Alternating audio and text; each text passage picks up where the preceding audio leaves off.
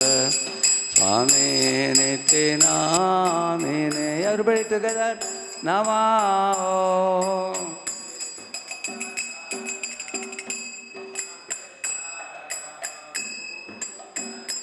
Prabhupada. Swami Niti Namine.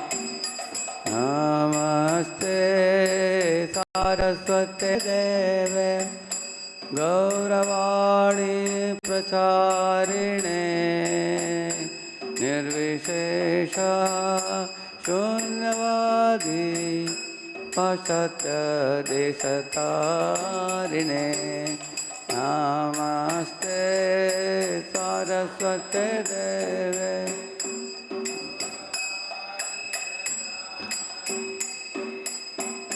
Nirvishesha Shunyavadi Paschatya Deshatarine Jaya Shri Krishna Chaitanya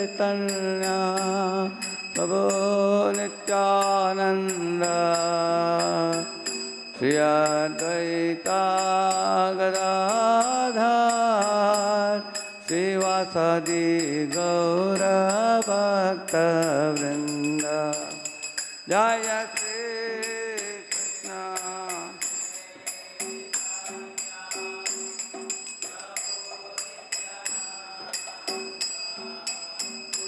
Shri Advaita Gadadhar Srivasadi Gaura Bhakta Vrinda Hare Krishna, Hare Krishna, Krishna Krishna, Hare Hare, Hare Rama, Hare Rama, Rama Rama, Hare Hare, Hare Krishna, Hare Krishna. Krishna Krishna Hare Hare Hare Rama Hare Rama Rama Rama Hare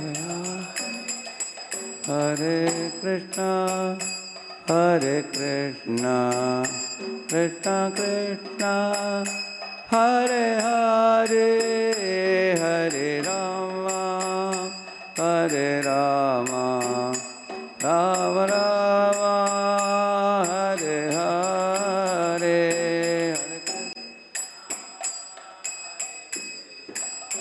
Krishna Krishna, Hare Hare, Hare Rama, Hare Rama.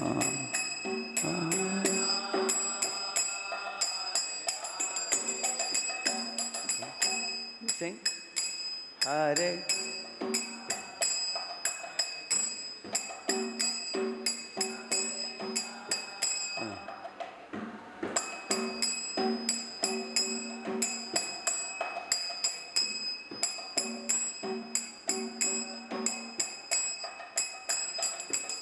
Now everybody, Hare Krishna, Hare Krishna, Krishna Krishna, Hare Hare, Hare Rama, Hare Rama, Rama Rama, Hare Hare,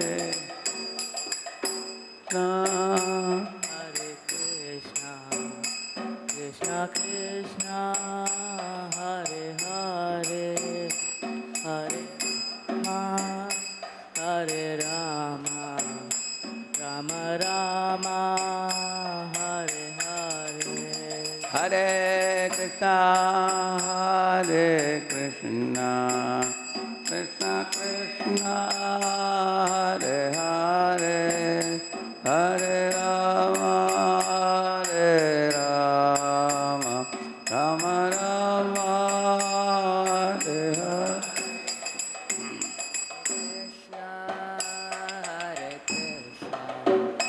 Krishna Krishna, Hare Hare, Hare Rama, Hare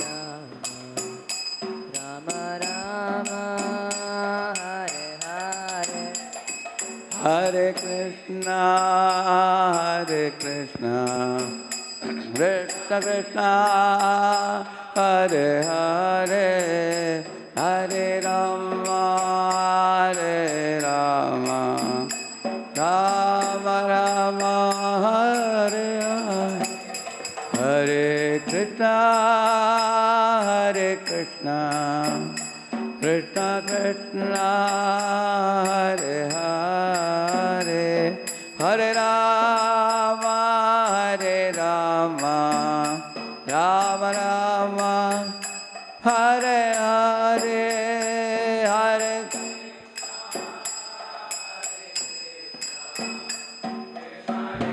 Hare Hare, Hare Rama, Rama Rama, Hare Krishna, Krishna Krishna, Hare Hare, Hare Rama, Rama Rama, Hare Hare, Hare Krishna, Krishna Krishna, Hare Hare, Hare Rama, Rama Rama, Hare Hare Krishna, Krishna Krishna, Hare Hare, Hare Rama, Rama Rama, Hare Hare, Hare Krishna, Krishna Krishna, Hare Hare, Hare Rama, Rama Rama, Hare Hare, Hare Krishna, Krishna Krishna, Hare Hare, Hare Rama, Rama Rama, Hare Hare, Hare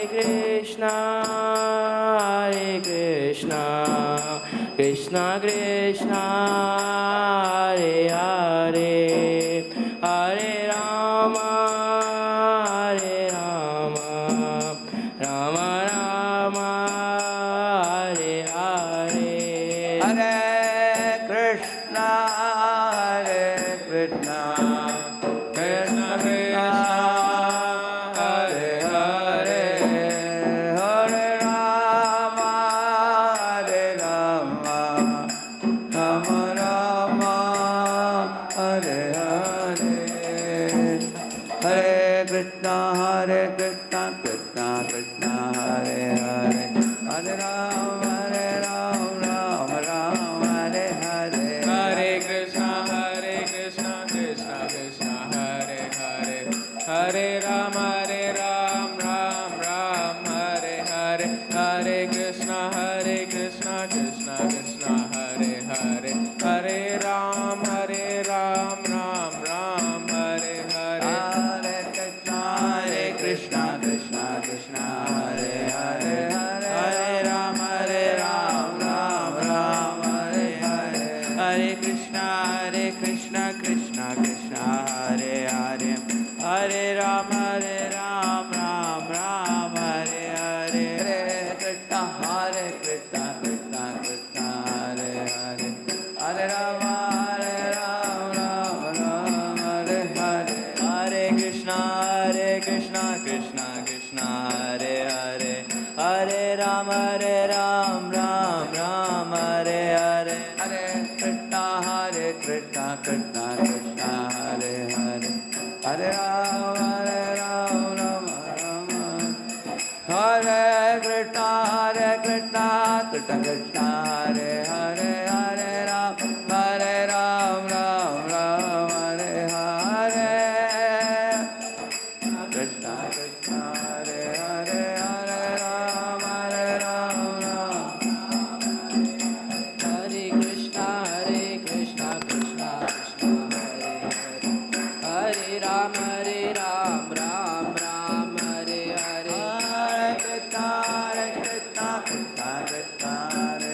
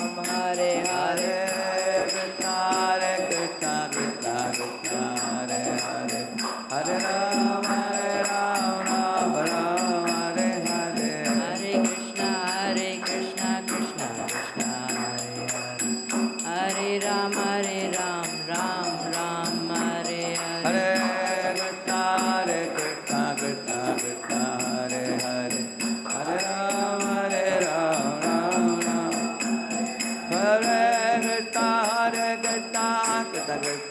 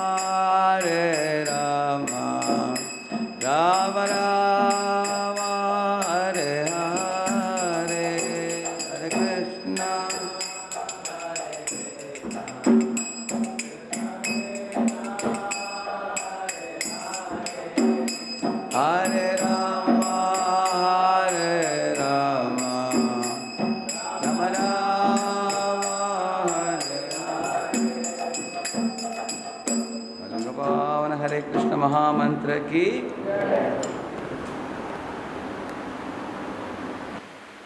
ॐ अज्ञानतिमिरन्धस्य ज्ञानाञ्जनशलाकया चक्षुर्वन्मीलितं येन तस्मै श्रीगुरवे नमः।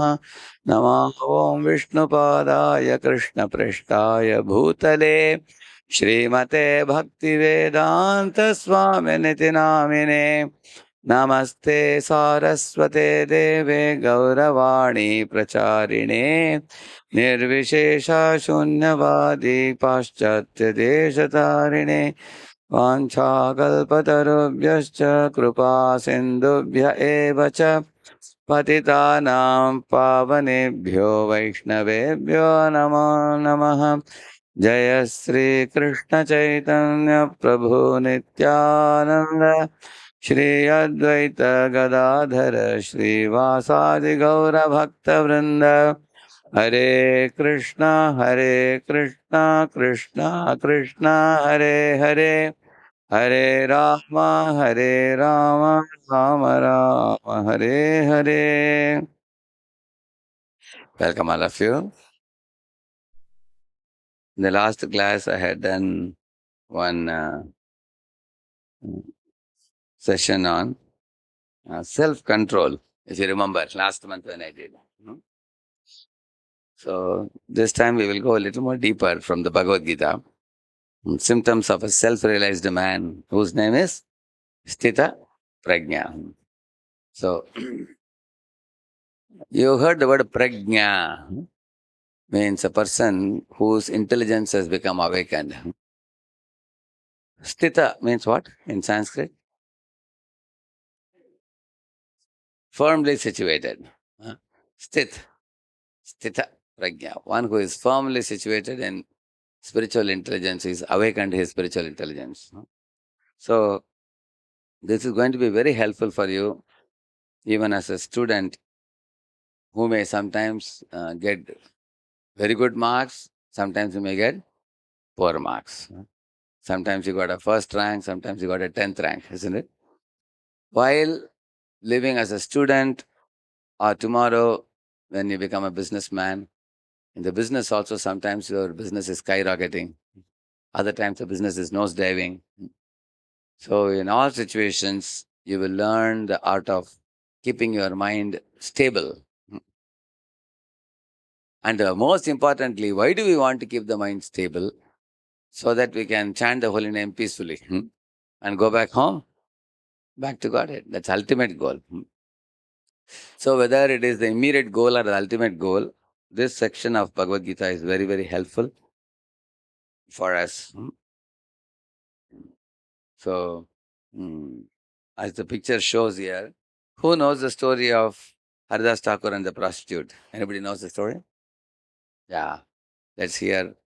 So we will hear part of the story. He will make a beginning, and then I will request him to stop at one point, then you will continue. Okay? Give the mic to him. How does it begin? Yeah? The mic. Okay? Okay, who would like to begin it? He will begin it, and then there is. Okay. Keep it on. Don't switch off. Go ahead. Um, So, so Prabhuji, Prabhuji, the story starts with Ramchandra Khan, who was a landlord. So, he had some kind of grudge with Haridas Thakur because as he was a Muslim and he converted himself, um, he he, he started chanting holy names. That's why he had some kind of grudge on Haridas Thakur. So he wanted Haridas Thakur that he comes back to his own religion. So He wanted to assassinate the character of Haridas Thakur yes, because Haridas Thakur was very famous. yeah, very famous. So he thought that he is famous, I am not famous. Yes, So let me pull his leg down and then make him fall down. That was his goal.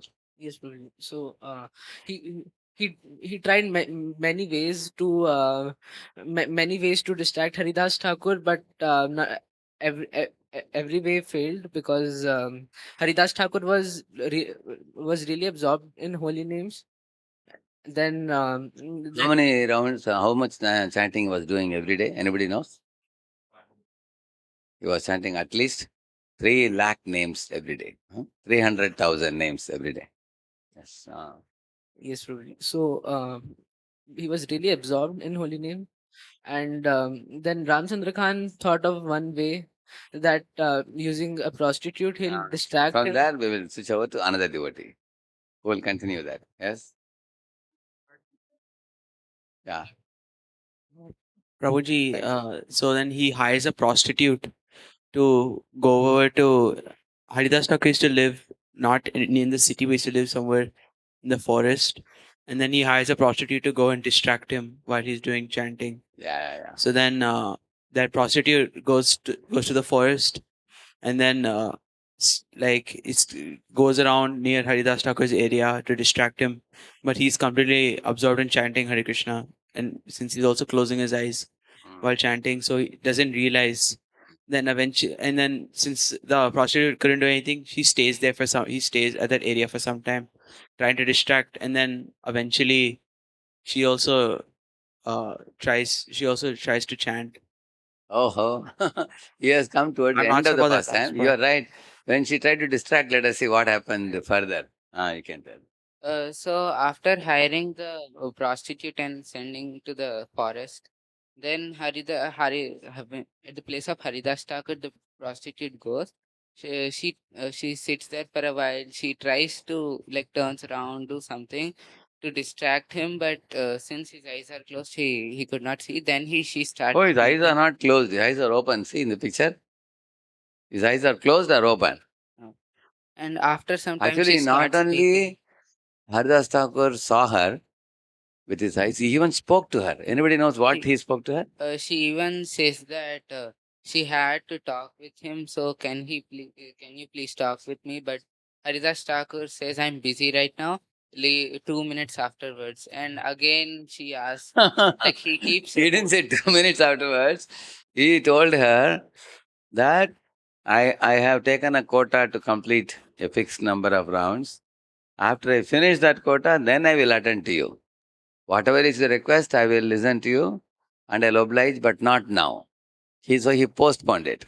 Okay, then? He postponed it like that, and she waits like that eventually for hours, and then due to the association of Haridas Thakur. Oh, that is the first day she came.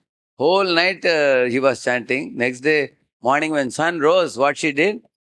She got up and walked away because sun has risen now. She went away. And she came the second day she came. Let us hear second day what she did Second further. day, and Let him also say.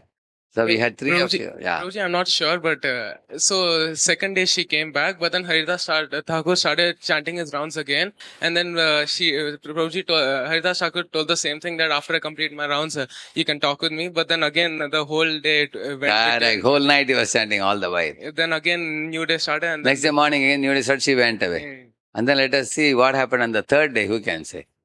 Third day again she came in the evening. Anybody knows? Anybody else? Yeah. That is the most important day. she changed due to association. Third day when she came, again he was chanting continuously. But one special thing happened. She heard what he was chanting. What was he chanting? Hare Krishna, Krishna Krishna, Hare Hare, Hare Rama, Rama Rama, Hare Hare. Intensely was chanting. So she heard it. Because she attentively heard, she also got purified. Huh? And then the third night got over, next day morning, when Haridas Thakur completed his rounds, he saw her. She was weeping. Oh Lord Hari, oh Lord Hari, she was telling. Huh? And then she offered obeisances to Haridas Thakur and cried out. She said, I came to assassinate your character. You are a great soul. I was sent by Ramchandra Khan. So now I am ashamed, having come for this purpose. Please forgive me. Haridas Thakur said, I know that rascal Ramchandra Khan very well. I will not stay here even for a day more.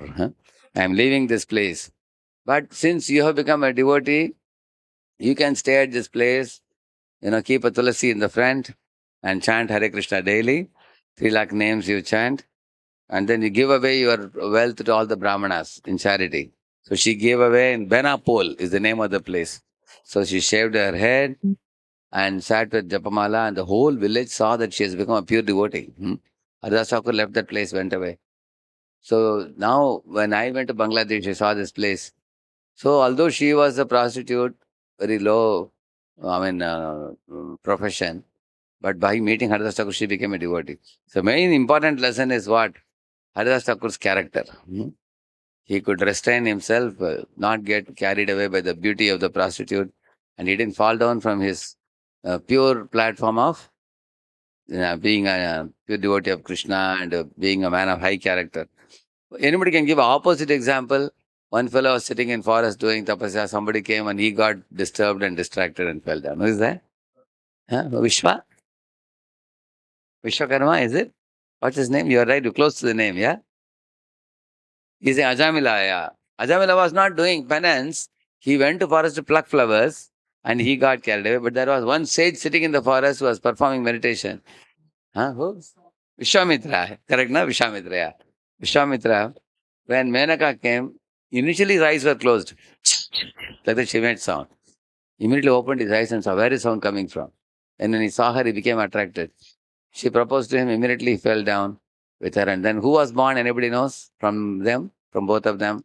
Vishwamitra and Menaka, one little girl child was born. Her name is Shakuntala. Yeah.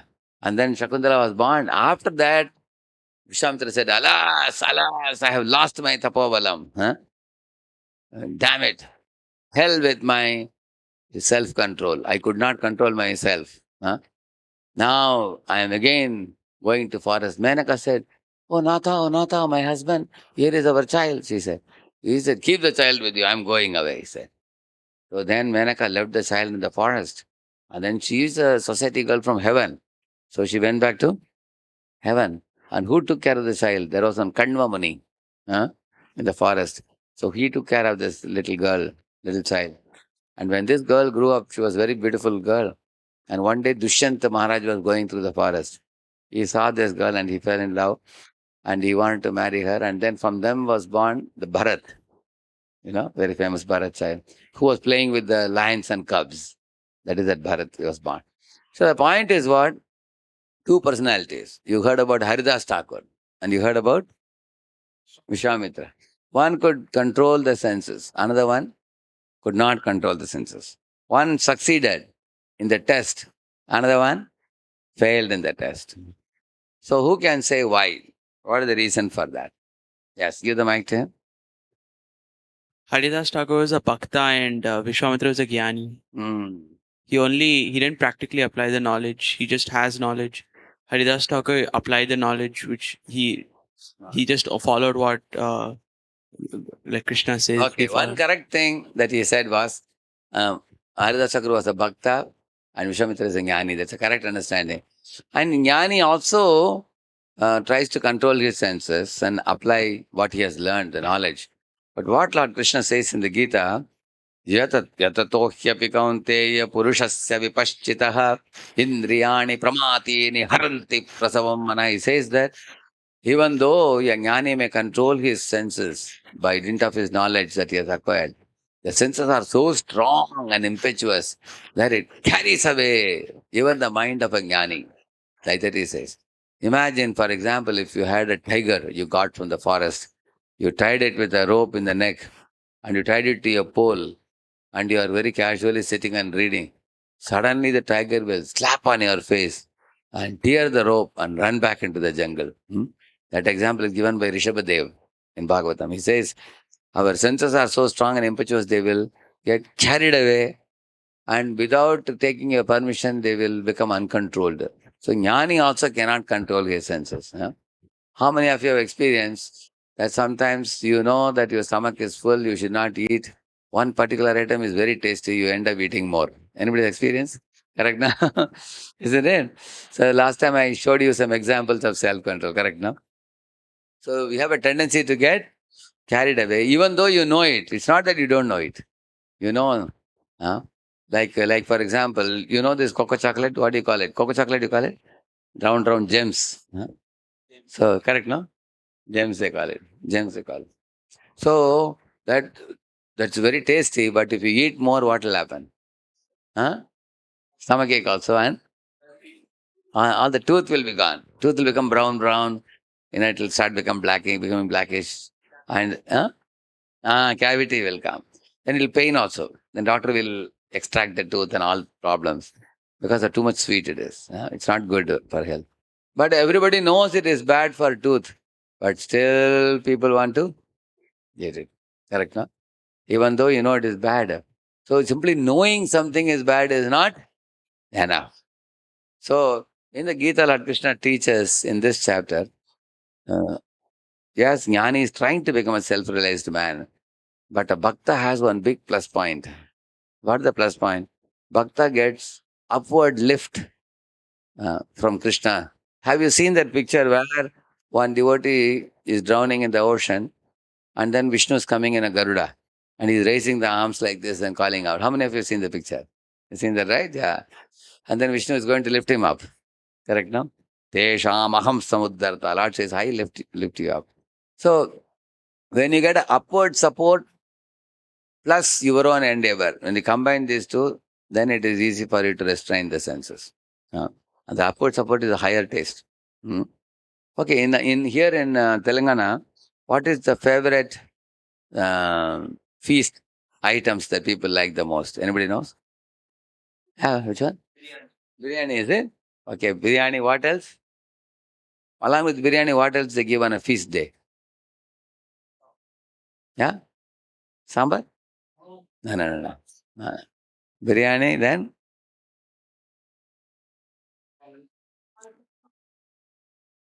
no. No, I am asking about devotees. Amongst devotees, what is the favorite feast item? Paneer, sabji, gulab jamun, puri, huh? Puliyodara. Okay, but and biryani. See, imagine you have a plate with all these items. Gulab jamun. Okay, you have gulab jamun, you have puliyodara, you have biryani. You have all these items. When you have a plate with all these items and say you only when somebody comes and gives you a plate like this in the train, you are carrying a dry roti. Will you keep that with you? What will you do with the dry roti? Huh? You'll give it away to some beggar or somebody because now you got a higher taste. So when you get a higher taste, you give up lower taste. So what was the higher taste Haridas Thakur was getting? Holy name. Huh?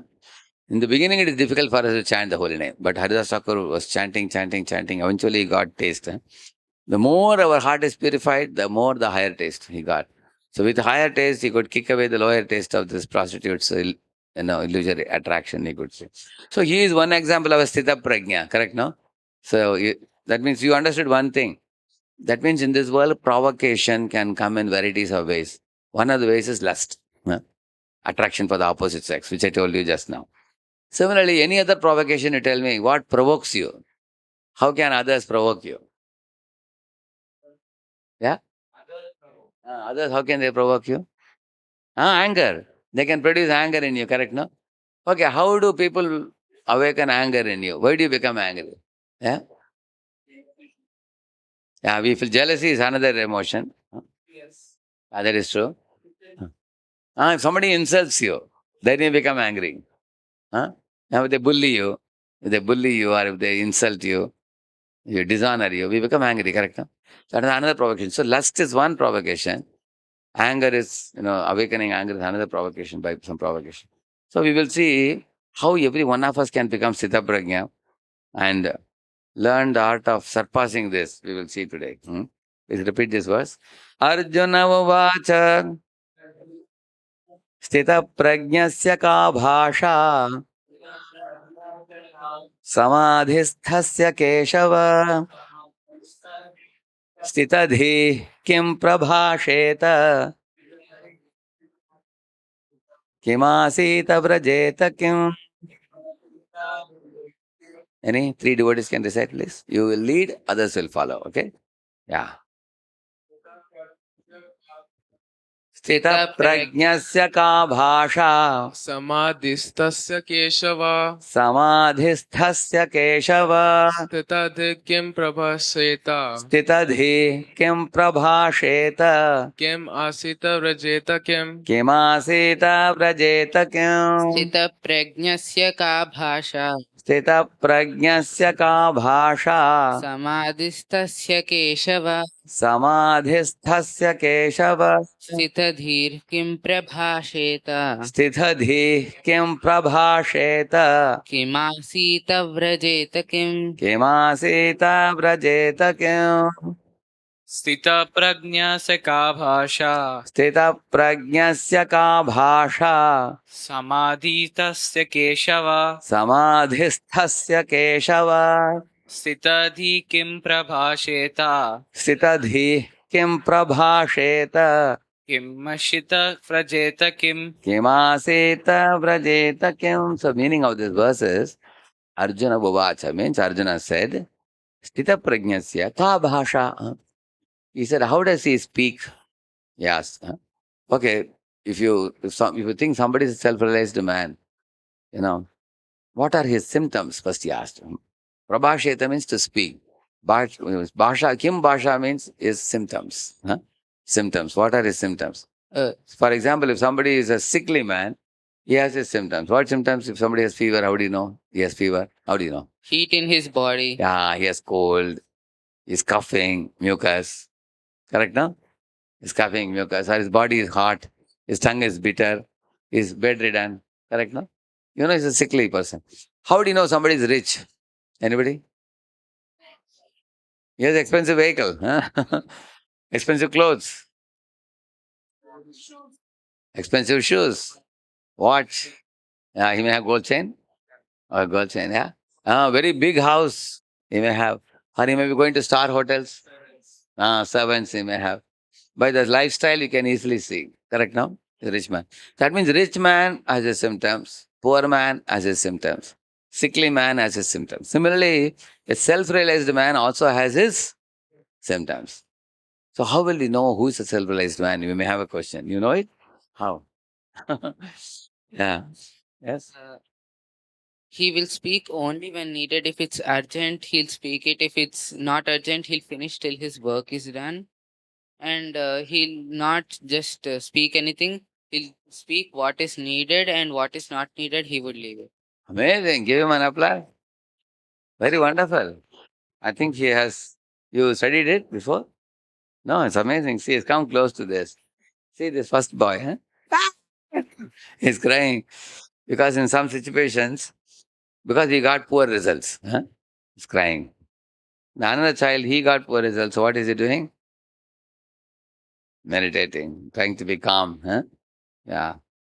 So in this series of verses, Arjuna is asking symptoms of a self-realized person. How does he speak? How does he sit? How does he walk? He's asking. So I'm taking 1 and 2 points. First one, symptoms of self-realized person.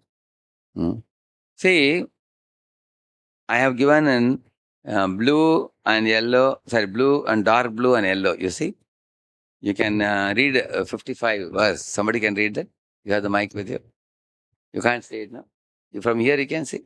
Read what are his symptoms. What are his? And 55, yeah. 55. Okay. Verse What number- are his symptoms? That means in the bracket I've given what is the meaning of that, yeah. How does he reveal his position? How does he reveal his position to the world? How can he know that this person is a self-realized person? Like Haridas Thakur, self-realized person. Huh? Like that, yeah. So the answer is, The self-realized soul has renounced all tinges of sense gratification by finding pleasure in his self. yeah. So he's saying that anybody can tell me what is sense gratification? How do you define it? Yeah, give the mic to him. Like, let's say you're hungry, you always satisfy your tongue. That sense gratification. Like, Is it Annamaya wrong? Say, Koshna, for all example, that. I'm hungry, I'm eating food. Is it sense No, gratification? let's say you already eaten, but like you still want to have like sweet or something, like Annamaya Koshna, all okay. that. He's saying that after finishing your food, you have done everything. Then still you want to eat. Yeah. Somebody gives you son papdi from Giriraj, you want to eat it. That is sense gratification. Yeah, like says. the Overeating. senses are controlling you, but instead of you controlling your senses. Okay. See, he's making a brilliant point.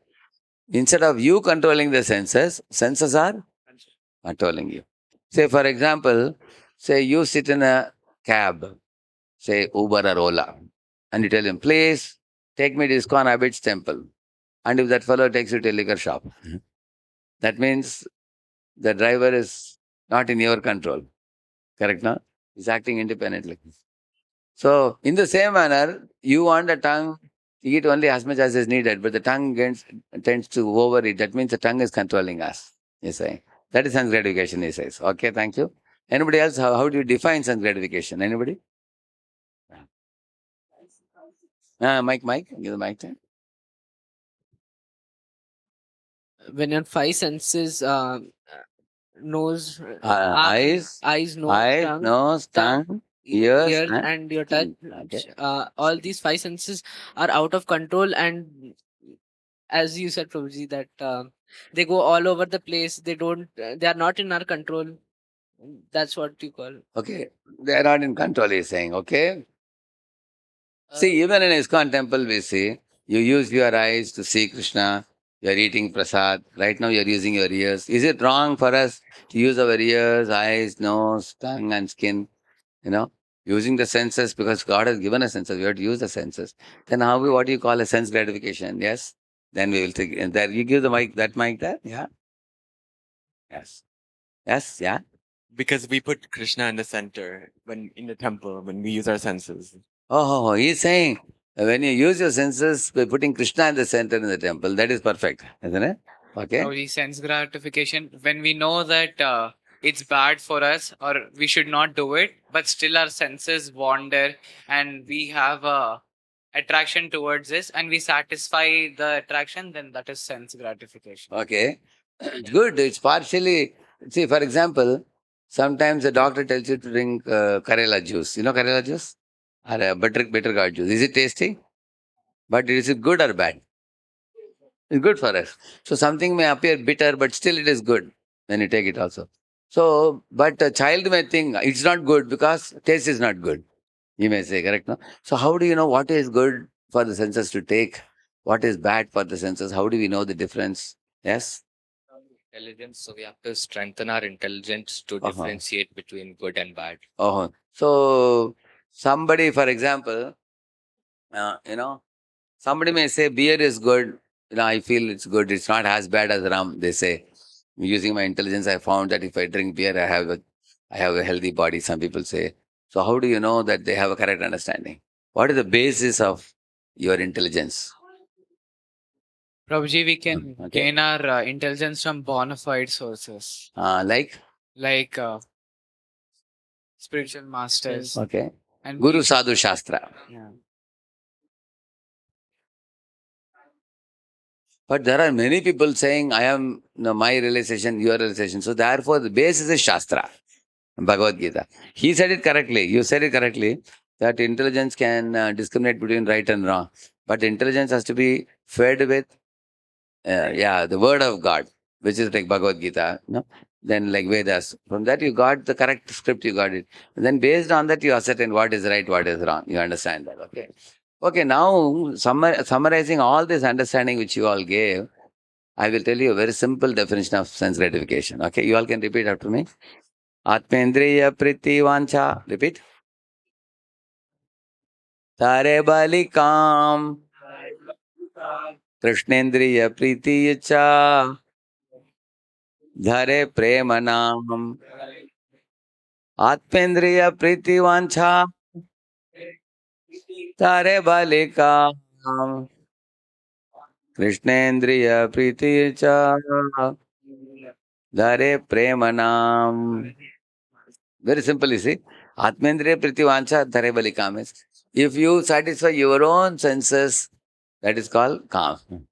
If you satisfy Krishna's senses, it is called prem. That means if you act according to Krishna's order, it is prem. If you act according to your mind's dictations, it is calm. Is it clear? Very simple.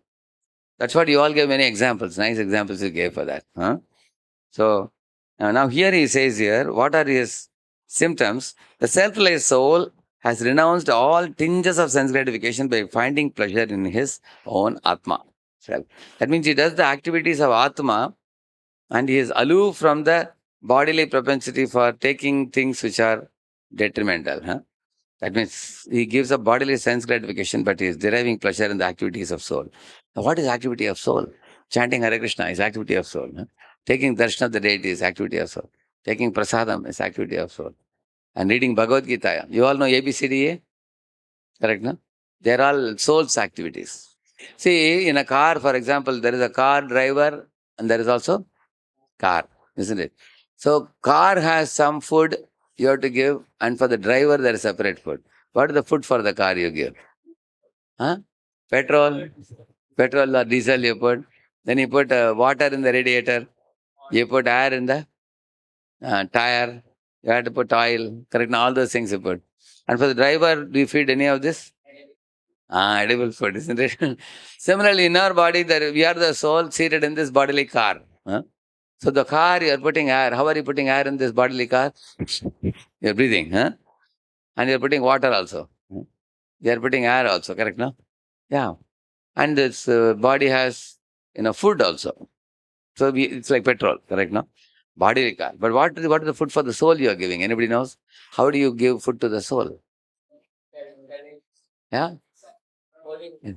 He's saying holy name. Very good. And then holy name and holy fame. Two things. Huh? Holy name is chanting Hare Krishna. Holy fame is Bhagavad Gita Bhagavatam. Correct, no? These two are the actual food for the uh, soul, Atma. When you feed this, then the sleeping soul wakes up. It's like feeding the driver of the car. Correct, no? That's what he's saying here. Finding pleasure in self. Okay, I'm only going to cover this first and second question. I'm going to show you the pictures now. Huh? Read the second question, 50 to 57. How does he speak? Read that. See, how does self-realized man speak when you say, what is the meaning of that? Read it. How does he speak? How are his mentality and work affected by the Affection, I can't. equanimity, I can't. By the affection, quantity, or anger and of others. yeah, okay. For example, somebody shows affection to him. How does he behave? Huh? Or somebody shows neutral to him. Huh? Or somebody is angry with him. How does he behave? One story I'll tell you. Once upon a time in a ship deck, there was one very rich man wearing coat suit, boot tie, sitting. And down in the ship deck, he saw Gandhiji was sitting. Any of you have seen how Gandhi dresses? Just wears a dhoti. No kurta also. Just puts one towel and he has a specs. And Gandhi was sitting there. Man was watching from the top. He thought this Gandhiji is freaking out with a very simple dress, he's showing off. And I will show to people how he loses his temper and becomes angry. So what he did, he drew some pictures of Gandhi like a monkey, like a monkey's face in few pages, 4-5 pages. And he put the pin and went down to Gandhi and gave it to Gandhi and said, yes, sir, I'm giving you something very important. I have drawn your pictures. Keep this important thing with you, okay?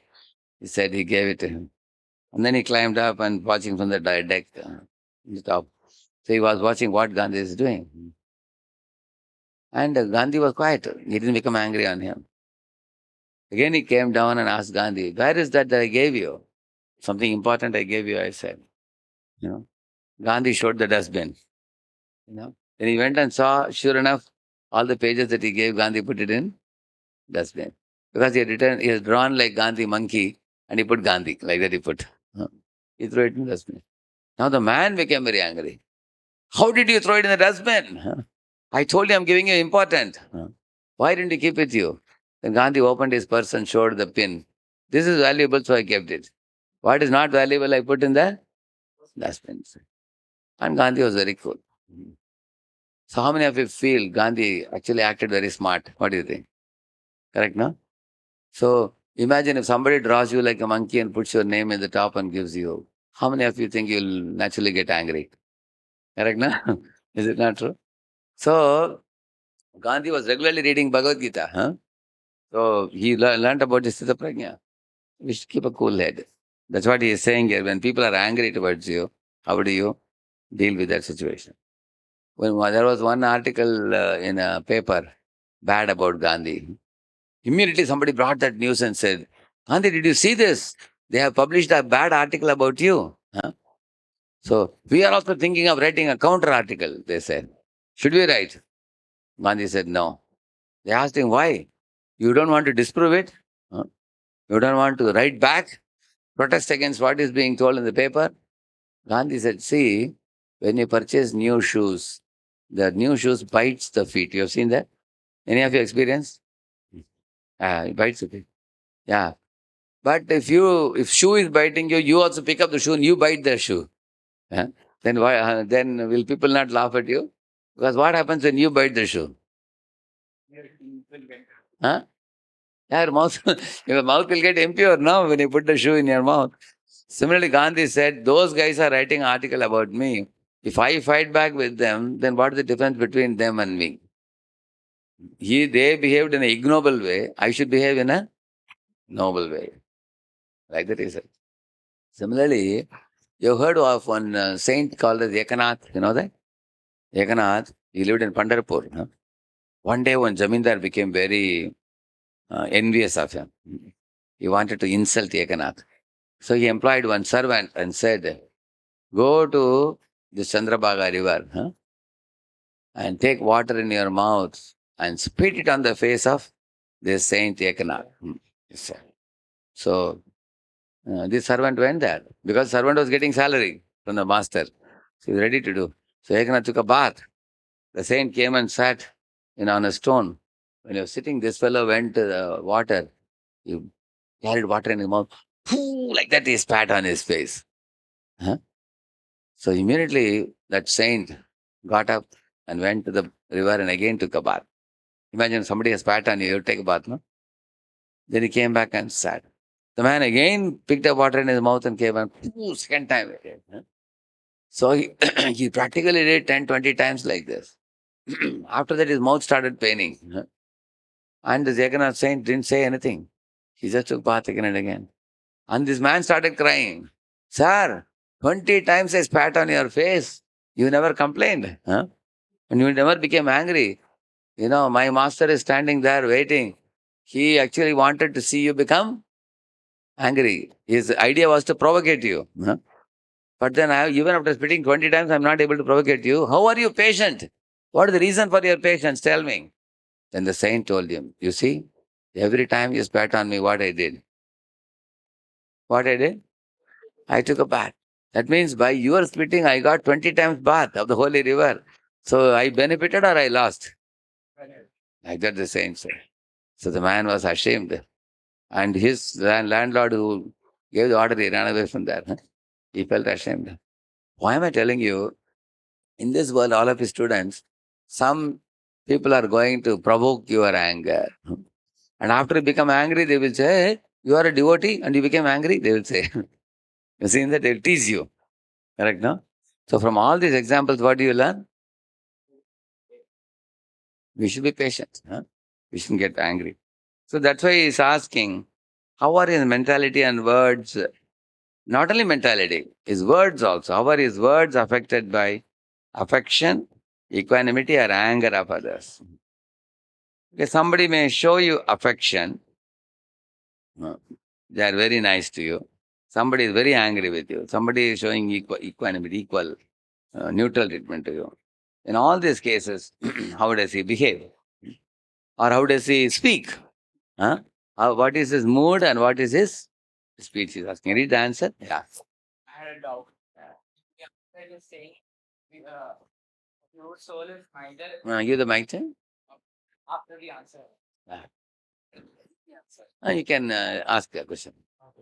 It says, such a pure soul is neither mentally disturbed, elate, or attached. So, being attached to a person who treats you with respect, is it bad? Or do we not get attached and do or keep him away or just do what? Yeah, for example, Kaikeyi was very affectionate to her husband, Dasharath, and she was beautiful also. So Dasharath became attached to her. And because of that attachment, later on it became difficult for him to tell her no also. Correct, no? It becomes difficult. Of course, he had given her 2 boons also. Now Dhritarashtra became attached to Duryodhana. Is that attachment favorable attachment or unfavorable attachment? Unfavorable, right now? Because of which the whole Kaurava dynasty got destroyed. Correct, no? Now Uttanapad was attached to Suruchi. Because of which, when Suruchi scolded Dhruva, Dhruva went to forest, 5-year-old boy. Did Uttanapad stop him? Because he thought if I stop him, Suruchi will be upset with me. So because he was attached to her. So when we become attached to somebody, then we make wrong decisions also. Uttanapad made wrong decision. Kaikeyi made wrong decision. Dhritarashtra made wrong decision due to material attachment. That's the point. Yes. So, even if we get attached, we should be neutral to their actions and decisions and tell them when it's wrong and when it's That is called affectionate. You can be affectionate but not become attached. Yeah. Like Dhritarashtra can be affectionate to Duryodhana as a son. But if he becomes attached, then the son takes control of his father and, demands him to do things which are not good for anybody. Correct, no? Like, for example, if parents are affectionate to children, then they will deal with them nicely. At the same time, if a child is demanding something beyond what is good for him, they should say no to him. Say, for example, a child is saying, Papa, give me 500 rupee note, I want to buy a Cocoa chocolate. Already his tooth are gone. Huh? Few tooth are gone. He wants more. Should father give or not? He said, my dear child, my dear beta, I am affectionate to you, but I will not give you because it is harmful for you. So that's why one should not lose the discrimination. Correct, no? Yeah. So, such a pure soul is neither mentally disturbed, elated, or attached, or fearful, or angry, or verbally. And verbally, he neither praises nor criticizes the good and evil he attains. As it says. Actually, which means, for example, when India got victory in the match with Pakistan, Indians celebrated in a big way. You know that? They put Sachin Tendulkar on the chariot. Huh? And there, Krishna was driving the chariot. Sachin Tendulkar is carrying a cricket bat instead of a bow and arrow. Like Arjuna. They made him almost like Arjun. Huh? Next year, when India lost the match, they burned the effigy of all the cricketers. Huh? Think about it. Huh? How much the minds of the youths is like a monkey jumping up and down, extreme. Is it equipoised or is it unbalanced? What do you think? Unbalanced. So do we want to have a mind like that or a balanced mind? Siddhavagya means he has a balanced mind. In ups and downs, he keeps his mind in balance. Yeah.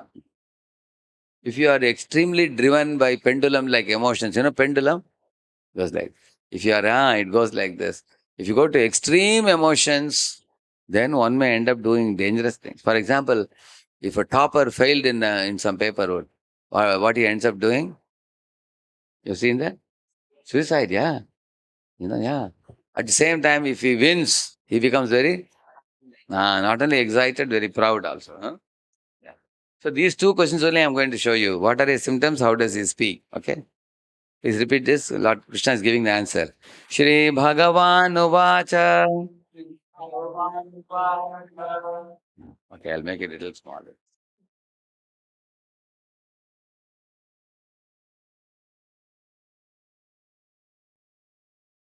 prajahati yada kaman sarvan parthamanogatan atmanyevatmana tushtaha sthita prajnastadochyate. Shri Bhagavan prajahati yada kaman sarvan parthamanogatan atmanyevatmana tushtaha sthita prajnastadochyate. Any three devotees can recite? Yes. Prajahati You have to say Shri Bhagavan Vacha. Sri Bhagavanuvacha Shri Bhagavan Vacha Prajahati yatha kama prajahati yada kaman sarvan parthamanogatan sarvan parthamanogatan atmanyevatmana tushtaha atmanyevatmana tushtaha sthita prajnastadochyate. sthita prajnastadochyate. Yeah. Shri Bhagavan Uvacha Shri Bhagavan Vacha Prajahati Yada Kaman prajahati yada kaman Sarvan Partha Manogatan sarvan parthamanogatan Atmanyeva Atmatushta atmanyevatmana tushtaha Sthita Pragnasya Tadochyate. sthita prajnastadochyate. Shri Bhagavan Uvacha Shri Bhagavan Vacha Prajahati Yada Kama prajahati yada kama Sarvan Partha Manogatan sarvan parthamanogatan Atmanyevatmana Tushta atmanyevatmana tushtaha Stita Pragnasatadoch prajnastadochyate. So, please read the translation. He gives up. Mike. He gives up all material desires to sense gratification born of material concoction. Mental concoctions. Mental concoction. Thus, Thus, purified in mind, one finds satisfaction in the self alone. Okay? Two things are said. That means he gives material desires. I'm going to show you very nice pictures now. You'll appreciate this point. See, this already I told you. Symptom of a rich man, a diseased man, learned man, easily you can see. Similarly, most important symptom of a self-realized man is what? Speech. He said that point. He said that. Speech is the most important quality of man. He speaks only of Krishna or of matters relating to him. Okay, let us ask you a question. Other than speaking of Krishna, what all people do with their mouth? Anybody? What? Yeah, what they may talk? Yeah, they may curse. Okay, Mike, yeah. Finding fault in others. Correct. Gossip, criticizing others. Huh? Yeah, talking useless talks about politics. Prabhuji, not only speaking, like taking in also something like take. No, here it's only about speech. Here it's only about speech. Argumentation. Like one time I saw one fellow was sick actually. His friend came to meet him. His friend asked him, "Did you take any medicines?" He said, Yeah. I have taken Ayurvedic medicines. I'm resting. He said, "You took Ayurvedic medicine? Huh? You should take allopathic medicine," he said. And that man said, No, I only prefer Ayurveda, he said. Then this other man, the man who came to see him, he said, Ayurveda is very, very slow. You should take antibiotics. Within 3-4 days, you will be completely well, he said.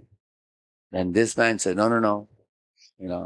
I believe only in Ayurveda because Lord Dhanvantri came and gave Ayurvedic medicine. You all know Dhanvantri?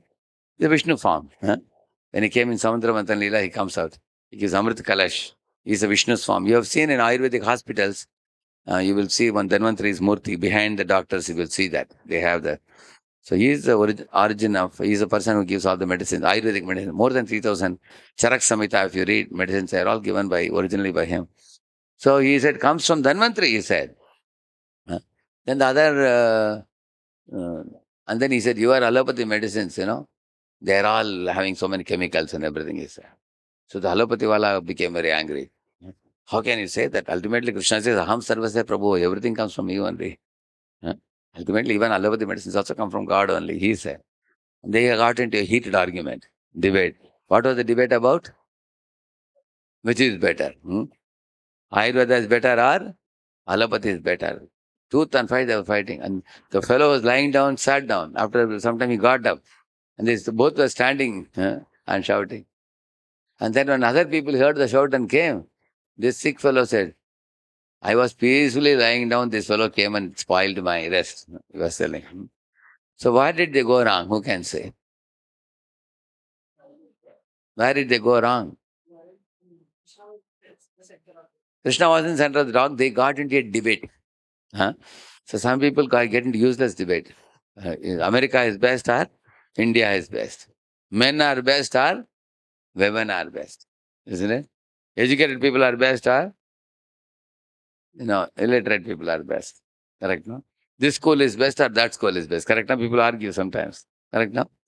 So, in this way, we use our mouth for arguing, debating, fault finding, blasphemy, criticizing, all these things. Correct, no? So, yes, Siddhaparinga, does he use his mouth for these things? Does he waste his time in these things? He doesn't waste. Okay, you all can repeat another famous verse, how to speak, I will tell you. It's from 17.14, I think.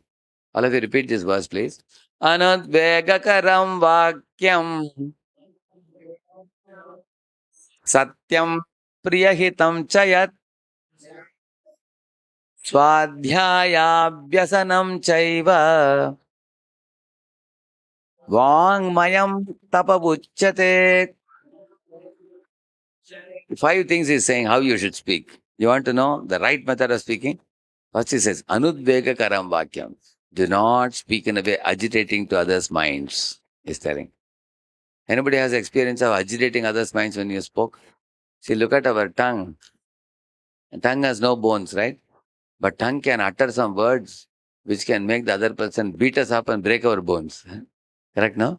You have seen that it happening sometimes in train, buses, people slap and beat one another because somebody spoke some gali. Correct, no? So we should not speak in a way agitating to others' minds. Anudvegakaram vakyam. Satyam means what? Truth. Speak the truth. Don't speak lies. So, yeah. Like, for example, if somebody says that, like one man was telling, he was telling that, oh, my uncle lives in America, he said. And where your uncle lives in America? So he said that therefore for holidays I had gone to America, he said. Where in America you went? He said, I went to Atlanta. He said. And the ocean was so beautiful, he was telling. And I went to Atlanta. Every evening I was going to the ocean beach. So there was one girl in his class, he said, hey, where is the ocean beach in Atlanta? Atlanta is inside, it's not in the coast. And this fellow immediately became ashamed because her relatives were in America. She knew that Atlanta, there is no coast near. Correct, no? So this fellow was telling a lie to his friends that I went to America to meet my uncle in Atlanta. I went to Ocean Beach. So how he got caught? Anybody knows? In the lie, when he was telling a lie, in the lie he got caught. Correct, no? So therefore, when we speak a lie, we have to cut a sorry figure later. Correct, no? When we speak a lie, we have to cut a sorry figure. Because tomorrow truth will come out. Today or tomorrow. And we will become a laughing stock. Correct, no? So anudvega karam, vakyam satyam. Priya means what? Pleasing. Speak in a pleasing way. Don't speak in a harsh way. Say. Hitam means benefit other people by your speech. He's saying. And then swadhyaya abhyasanam saiva. Study the shastras and speak. He's saying. What are the 5 things? Don't agitate others. Speak the truth. Speak pleasingly. Pleasing truth. Then study the shastra and speak. And one more thing I said. Hitam, beneficially. Speak beneficially. Benefit others. Either is. So in this way, a self-realized person actually, he speaks only of Krishna and matters related to him. Okay. Another thing Krishna said was, he gives up all material desires for sense gratification born of mental concoction. See, look at this fellow. What is that fellow dreaming? The left side fellow. He's dreaming of currency notes and coins and some model car. See, when they introduce car, they put all these women, one piece, two piece women, they put pictures like this, correct, no? Huh? And liquor bottles, huh? And gambling and cigarette. So he is thinking of these things. Huh?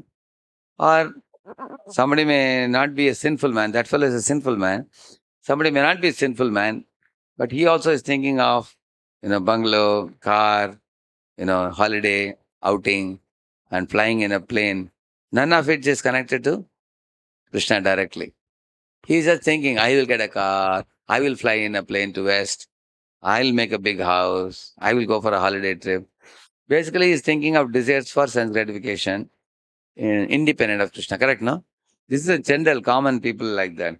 On the other hand, you will find, see, a pure devotee is always thinking of Krishna. Krishna and Krishna's lotus feet. Beautiful picture, no? Prabhupada remembering Krishna. You saw Shyam Sundar there? Yeah. Last one. See the little girl, what is she saying? Yes, right. We can desire I will eat one, then we can have a comfortable life and practice with. Yeah, that is perfect. But sometimes what happens? We remember the first part and second part we forget. Correct? We made a plan that I will make a lot of money so that life will be smooth and then I can devote my time and money to Krishna. So people do the first part. Second part they forget because they get carried away by luxury. Correct? No? They become attached to it. That's why I was telling about attachment. Correct? No? Maya. Correct. That's due to Maya's effect. Correct. That's true. Mm. So a pure devotee cannot forget Krishna even for a moment, he is saying, like Prabhupada. See the comparison here. I read the left side. Somebody has a mic with you? Yeah. When a man gives up all varieties of desire for sense gratification, which arise from mental concoction. Second one, and when his mind, thus purified, finds satisfaction in the self alone, then he is said to be in pure transcendental consciousness. So left side shows impure mind, right side shows pure mind.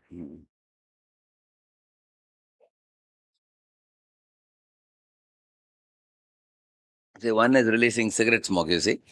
Another one is doing agarbatti, you see, isn't it? He is worshipping Krishna and he is experiencing sense gratification. I showed you this last time. I didn't show you. See the three. Now, when we talk about controlling our senses, because if you want to restrain sense gratification and use senses in Krishna service, the restraining senses, can you do it like the monkeys, three monkeys? You know this? Don't see bad, don't hear bad. This is what Jnana is trying to do. Like I told you, Vishwamitra. What Vishwamitra is trying to do, shut the senses, correct, no? Like this lady is putting a tape in her mouth, not to speak. Other lady is saying blah, blah, blah, blah. Huh? Speaking useless things. So somebody doesn't want to speak useless things. Can you put a tape in your mouth? Is it possible? It's not possible. Or even if you close your eyes like the monkey or close your ears, you're all living in Hyderabad city. How can you close your eyes and walk on the road? How can you close your ears and walk on the road? Isn't it? How you can close your mouth and walk, not to speak? So, what is the problem with this three monkey formula? Anybody can say? It's not practical, okay? See, if somebody is speaking nonsense, you can tell them, hey, don't speak nonsense. Somebody is seeing nonsense in the computer, some dirty things they are watching, then you can tell them, don't see nonsense. Don't speak nonsense, don't see nonsense, and don't hear nonsense. You can say that. That which will harm you, that which will be detrimental for you, correct, no? You can say that. But that is only negating the negative. Is negating the negative enough? No, you have to give a positive substitute. When you give a positive substitute, then you can, not only you're saying don't do this. Like for example, a child is playing with knife, what you will do? Take it away. If you take it away, it'll cry. Yeah. You should give him a toy. That is positive. If you only take away the knife, the child is going to make a big hue and cry. Correct, no? Like, for example, yeah, you was therefore, like rightly, right now you said, in the same manner, here you see, who is this? Please read that left side. The Krishna devotee. Yeah, okay. That left side, yeah. A Krishna devotee does not shut or suppress his senses but engages all one's senses in Krishna's service. Jnani is only shut the senses. So what was the example of Jnani we gave? Vishwamitra. He was shutting and suppressing sense. Is it helpful? In the beginning, it may be all right, but after some time, I gave you the example like that animal which was bound by a rope. It will slap you on the face and run into forest. Like that, our shut senses, suppressed senses will explode after some time. But one should instead possibly engage senses in Krishna's service. Like you all told the example. If you take the knife from the child's hand, you should give him a toy. Similarly, one has Krishna to serve, then it's positive engagement. That's it. So you are able to understand each of it. How many of you heard this famous verse? Savai mana Krishna padara vindayor. You know this verse? In Pune, our school, our BMS school children, small kids, who used to put up a song. I use my eyes to see Krishna. Like that they sing a song. See Krishna, I use my eyes to see him. I use my ears to hear about Krishna. They do a dance also with that. So all the different senses he is using. See the top picture, what is he doing? He's thinking about Krishna. With his words, he's describing glories of Krishna. With the hands, he's cleansing the temple.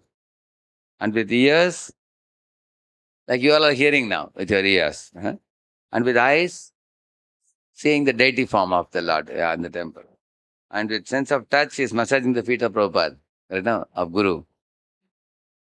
And with smell, when you come to the temple in the morning, they give you this. You've seen that? Smelling that is offered to Lord or flower. And with the tongue, taste prasad, or chanting the holy name. With the legs, what can you do? You can walk to the temple, like you all have come to the temple now. You can dance also, And with the head, bow down. So in this way, when all your bodily senses are engaged in Krishna service, that is a positive engagement, then the negative engagement goes away. That's what our Nalakur Manigriv said. How many of you know the Nalakur Manigriv pastime? Fully, you know that? When the Vakal Bandhan Leela, when the grinding mortar, Krishna dragged it, he went between two trees. And when the two trees broke, correct, no? Out came Nalakur Manigriv. But who knows what Nalakur Manigriv were doing earlier, due to which they were cursed to become trees. They were drinking and, in Mandakini Ganga, they were they were completely naked and enjoying with devis in the waters. Narada passed by, he cursed them, correct, no? Yeah, correct, that's true, yeah. They were very proud also that we are Kubera's sons, like that. So when Narada saw them and cursed them, now they became trees. But do you know what happened after they came out of trees? When the two trees broke, when they came out beautifully with golden bodies, they offered prayers. You know what they said? With his mouth we were singing duet songs. Now we will sing Hare Krishna now. With our hands we were carrying liquor bottles. Now we will carry garland for Krishna. With the legs we were going to do sinful activities. Now we will come to the temple. Like that. Basically same thing they are saying. Earlier we were misusing the senses. Now we want to rightly use the senses. Correct, no? So when you use the senses in Krishna service, what happens? Who can say? Okay, like this, if you are engaging your senses in Krishna service, what happens to your senses? Yes? Anybody else? Yeah? Somebody said purification. Who said that? Purification happens. Like Prabhupada gives example of iron rod. If you put iron rod in fire, what happens?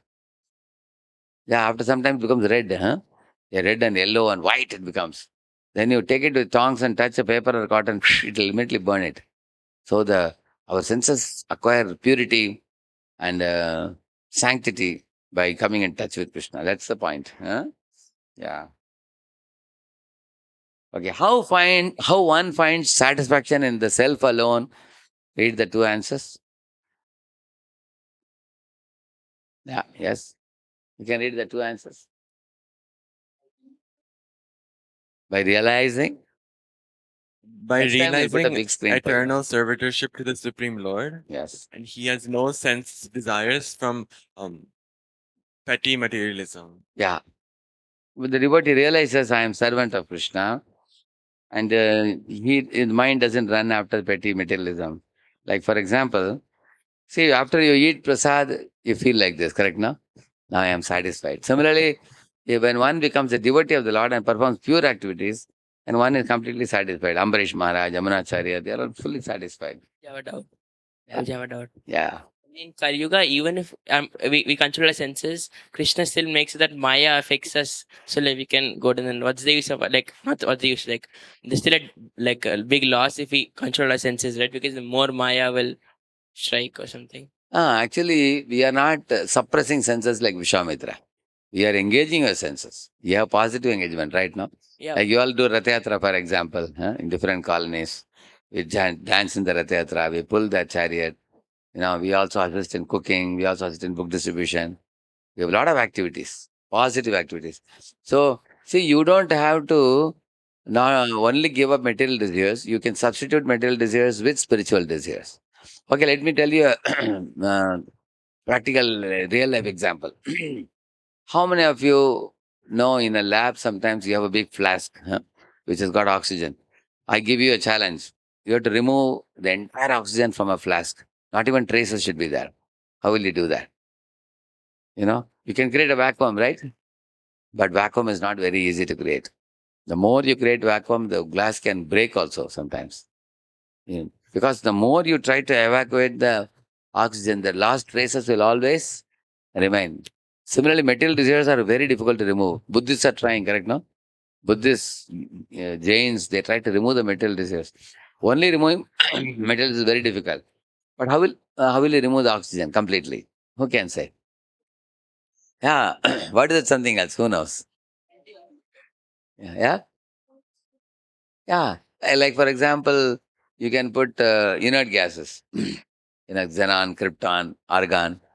When you put them, when they go in, they push out the oxygen. Nothing will remain. It will not remain. So, for example, if you have a blue ink bottle, say you have blue ink bottle, you have seen. So you pour it down. After you pour it down, still it look blue. You will see that. Even if you take some cloth and wipe it, still it looks blue. But if you throw water into it, when the water goes inside, it gushes out the blue ink. Then you keep on pouring water more and more. Finally, it will look only transparent white. There will be no more bluishness like that. You see. Similarly, therefore, we are telling a very simple formula. Replace your material desires with spiritual desires. That's it. But if you are not engaging in spiritual activity, then you are very vulnerable to material desires. Correct, no? Because Vishwamitra was artificially suppressing. Correct, no? That's the point. See, this type of sinful activities, you all know four sinful activities, right? You know it? Meat eating, intoxication, gambling. Easy to remember. Gimme, you can remember. G-I-M-I. G for gambling. I for, and M for, I for, yeah. So 4 activities. For these 4 activities, results are like this. You see? One becomes sickly, one gets a handicapped body, one is ugly looking, and one gets sinful body. But if you do pious activities like this, these people are pious people. See, they're worshipping Lakshmi for getting wealth, or they're doing some yajna, or worshipping demigods, they get pious reactions. Correct now? For sinful activity, we get sinful reaction. For pious activity, we get pious. Mode of goodness, yeah. These are mode of goodness people. And then, if you do spiritual activities like this, why? So, what is the difference between pious activity and spiritual activity? Who can say? Yes, you the mic, sir. Mic. Do spiritual activities for the Krishna Lord, Supreme Lord, and He gives us what is needed. Whereas pious activity is for the demigods or Okay. just for our material desires, and Okay. they give what we want. Good. Like pious activities, sometimes they're done with the intent of gaining something, where Back energy, correct. where spiritualities are done unconditionally. Exactly. Beautiful. Both answers are correct. Give them an applause. Very good. Brilliant. Yeah. Because many people worship many demigods for getting something in return. Huh? And also, as you said, there's a big difference. Spiritual activities are done for Krishna with love, unconditional love, with no expectation. Like Arjuna is serving Krishna, spiritual activity. See here, devotees are distributing books. Do you take commission when you distribute books? No, you do it. The Mataji is doing Aarti, you see. Yeah, these Matas are serving Prasad. They are doing Harinam Sankirtan. These Matas are making garland. In temple, Mataji makes 6 hours garland. Do you know that? But they don't take a single penny. What is it called as? Without taking a money when you render some activity, what is it called as? Free. Seva. It's called as seva.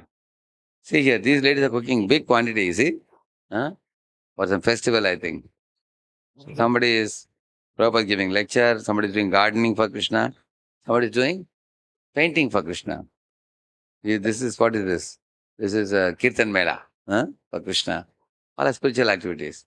Somebody is doing computer work for Krishna, preparing a book or BTG magazine or something. Yeah. Somebody is making a rath for Krishna. So many spiritual activities you can do. So do you all agree that there are a lot of positive spiritual activities Yes. to engage in our movement? You don't have to just suppress your material desires. You can give vent to your desires by converting them into positive spiritual activities. So these are the ABCD I told you, right? Yeah. Then you elevate yourself. Go back home, back to God. Please repeat this verse. Mamapetya punarjanma dukkhalayam ashashvatam napnuvanti mahatmanah samsiddhim paramam gataha. They're able to see this devotee is half body in the material world, half body in the spiritual world. You see? He's flying from material world to spiritual world. See, after attaining me, the great souls who are yogis in devotion never return to this temporary world, Arjun, which is full of miseries because they have attained the highest perfection. By engaging in spiritual activities, you go back home, back to Godhead. You don't come back again to this material world. Now, here comes a very important point. Read the heading.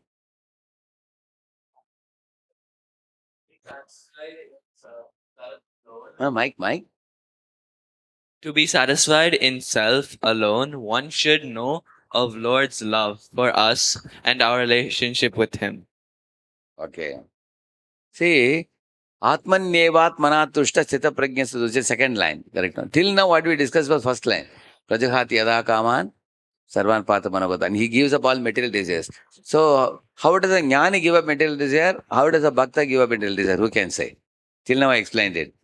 Jnani's way of giving up material desire and bhakta's way of giving up material desire. What is the difference? You can give it a mic, Tim, please. The Nani, he shuts all the desires without having a clear mind. Yes. And the Bhakta, he puts all his desires towards the Lord, so spiritual desires. Yeah. So, what is the difference between the two? So one of them is easier to control because we're stopping the bad part and putting a replacement for it. Right. But the other, it'll be easily affected by other Maya and other energies like that. Like in Jnani, what happens? He is actually trying to get rid of the material desires. But he does not have the shelter of Krishna. So naturally, what happens in Jnani? He is vulnerable to Maya. Get the help from the higher person. Yeah, they, like you saw Vishwamitra, because he was trying to meditate on Brahman and control the senses, which is very difficult. Eventually, they fall prey. So here, therefore, what is explained? Second line is explained. Atman eva atmana tushtasat. How can you be happy in the soul activity alone? Think about this point. Like, in this world, everybody likes to do many material activities, correct, no? So, doing only spiritual activities, how a person can be happy? You may have a question, correct, no? Because if spiritual activities are very easy and joy-giving, then the whole world will take to it, no? Why are they not doing? No? Because sense gratification is something which living beings are attached to in this world, correct, no? You will see that.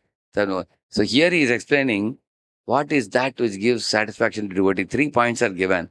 That if you become a Krishna devotee, 3 things Krishna does for you. Freedom by connecting your activities to Krishna I'll explain in the next slide. Compassionate glance and personal interest. See here. You are able to see this? Moksha se karma bandhanaihi. Krishna promises you, if you engage in my service, I will liberate you from this world. Vimukto means I will liberate you. All your karma bandhana means your plus minus account will be nullified. Huh? You may have a lot of sinful reactions from the past. It will be nullified. One example I'll tell you. One day Nanda Baba and all the Bujbasis were planning to go to one place called Ambikavan for the night. On Shivratri night, they wanted to go and spend there. So after the festival in the temple, they came to the bank of one river, and they were holy river, and they were actually lying in the bank. They said, "Let's sleep here only. Tomorrow morning we can leave." They were all lying down. Suddenly, a very big ajigar. Ajigar means like a snake. A very huge mountain snake, big snake, came and started swallowing Nanda Maharaj very fastly. And Nanda Maharaj shouted, "Hey, Krishna, Krishna, my son, where are you?" I said, he shouted, "Protect me." So at that time, the other covered men got up and they saw the fire because they had put the campfire. On that they took the fiery logs of wood and they bed the snake with firewood. Still the snake wouldn't give up Nanda Maharaj. Still it was going on swallowing more and more. Nanda Maharaj's half body was inside. So at that time, immediately hearing the sound, Krishna came with his lotus feet. He just touched the snake. Next moment, the snake body was relieved. And out came, anybody knows who came out? One Vidyadhara came out. A very beautiful angel, like demigod with kundal and mukut and effulgent body he came. And then Krishna asked him, "How did you get such a nasty body of a snake?" He says, "My dear Lord, once I was flying in the sky, I was a very beautiful Gandharva," he said. Vidyadhara, like this. At that time, I saw Angira Muni's descendants. Some sages were little ugly looking. I looked at them and I teased them. "Look at you guys, how ugly you are, and look at me, how handsome I am," like that I said. So, they said only one thing to me. "May the Supreme Lord Krishna teach you, may the Lord Supreme Lord Krishna touch you and, purify you." That's all they said. They didn't. Next moment, my body turned into a snake. So, because I offended them, I became a snake. But then now, by Krishna's touch, moksha se karma bandhanai. Correct, no? I became liberated from my karma bandhan. I got back my very beautiful Vidyadhara body, he said. And vimukta means one becomes liberated. Now, this Vidyadhara, what he said to Krishna, "My dear Lord, I am circumambulating you 3 times now, and please order me, I will go back to heaven." Now, can somebody say, how is it that after touching Krishna, he is not going back to Godhead, he is going to heaven? Can anybody say why? Even Nalakur Manigiri went to heaven. They didn't go back to Godhead immediately. Can you say why they went to heaven? The mic? They were they were bonded with their material material duties, their responsibilities. They were given they were given the responsibilities by Krishna only. Correct. So Krishna only gave them the service to act as a Gandharva. And So they went back to do that service. Yeah. Okay. Actually, it is said that why they went back to that place, because now they will do preaching about this pastime. And then they will make devotees in their community. At the last point of their life, Krishna says, "Vimukto," they'll be liberated. Mama Peshasi, they'll come back to me. That means after death, they will go back to Krishna. But till death, they will do preaching in their own locality. Therefore, Krishna kept them in their own area. Because now they will narrate this pastime to whomever they came across. Correct, no? So 3 words he is using. All of you repeat. Moksha se karma bandhanaihi. Vimukto mamupeshyasi. These are the 3 gifts Krishna gives to his devotees. That means like Prahlad was born in a demoniac family. Did his karma affect him? Because he became a devotee, correct, no? And he was liberated and he went back to Godhead. You see, Dhruva Maharaj went back to Godhead. Do you know that? Isn't it? Along with his mother also. He took her also. That means, although he had material attachments, Dhruva Maharaj, all that was vanquished. So this is one gift Krishna gives. Freedom of by connecting on activity. Second thing, Krishna's compassionate glance. Can anybody think about what is Krishna's compassion? Hmm. Yes. That is also compassion, that is true. But one great compassion is explained in 9th chapter of the Bhagavad Gita. Hmm. This is also compassion. Whatever food he gives, knowledge also he gives, that's true. But there is one very special compassion. He says that sometimes if my devotees slip from their an unpremeditated way, if a devotee slips, the Lord looks upon the devotee very compassionately. Apichet suduracharo bhajate mam ananyabhak. For example, Indra once committed a sin of attacking Vijayavasis with heavy rains, correct, no? Huh? And then later on, Krishna forgave him, correct? When he came and met Krishna, he told Indra, Indra was very afraid. Indra thought that maybe Krishna is going to send me to Yamaraj to punish me. He thought like that. Hmm? But you will see Krishna forgives them. When Indra, I'll just show you.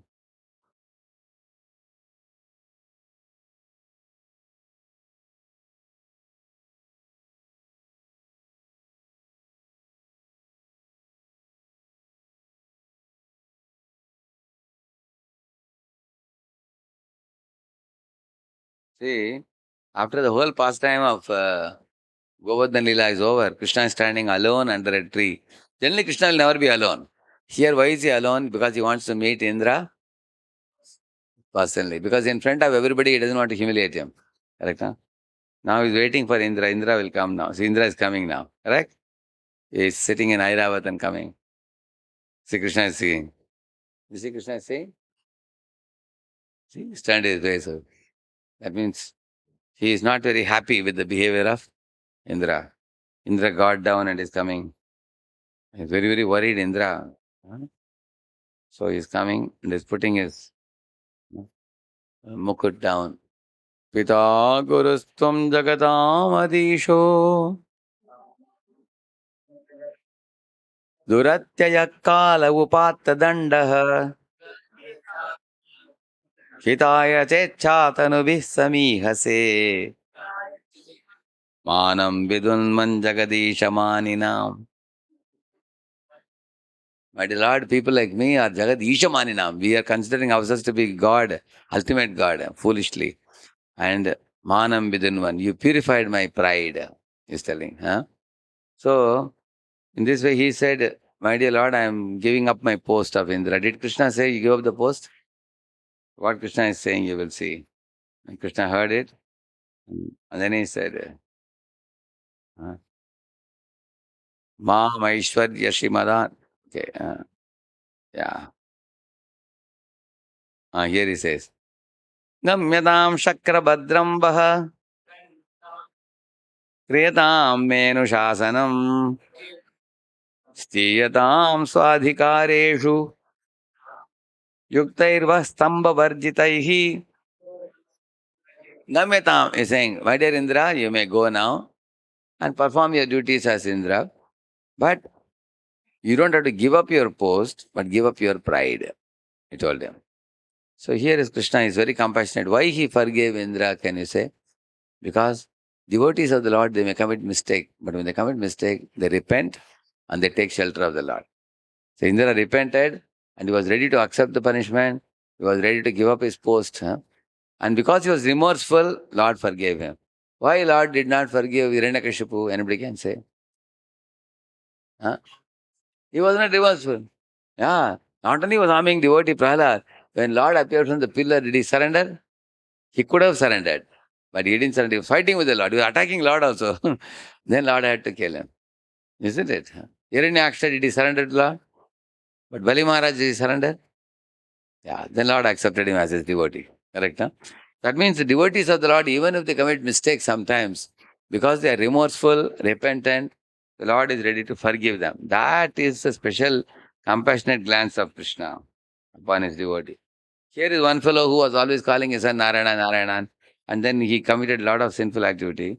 The Lord sent Vishnudutas to teach him about holy name, and then send him to Haridwar and make him proper devotee, and then took him to Vaikuntha. Correct, no? Although he committed. So this is one compassionate glance of Krishna. First one I told you, he vimukto mama pashasi, he takes you back to Godhead. Second one, compassionate glance.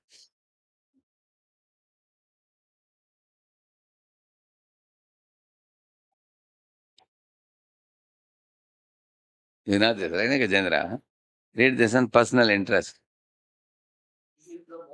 Mike. In the top heading, Personal interest. Krishna takes personal interest in his devotee's life. This is the most confidential knowledge.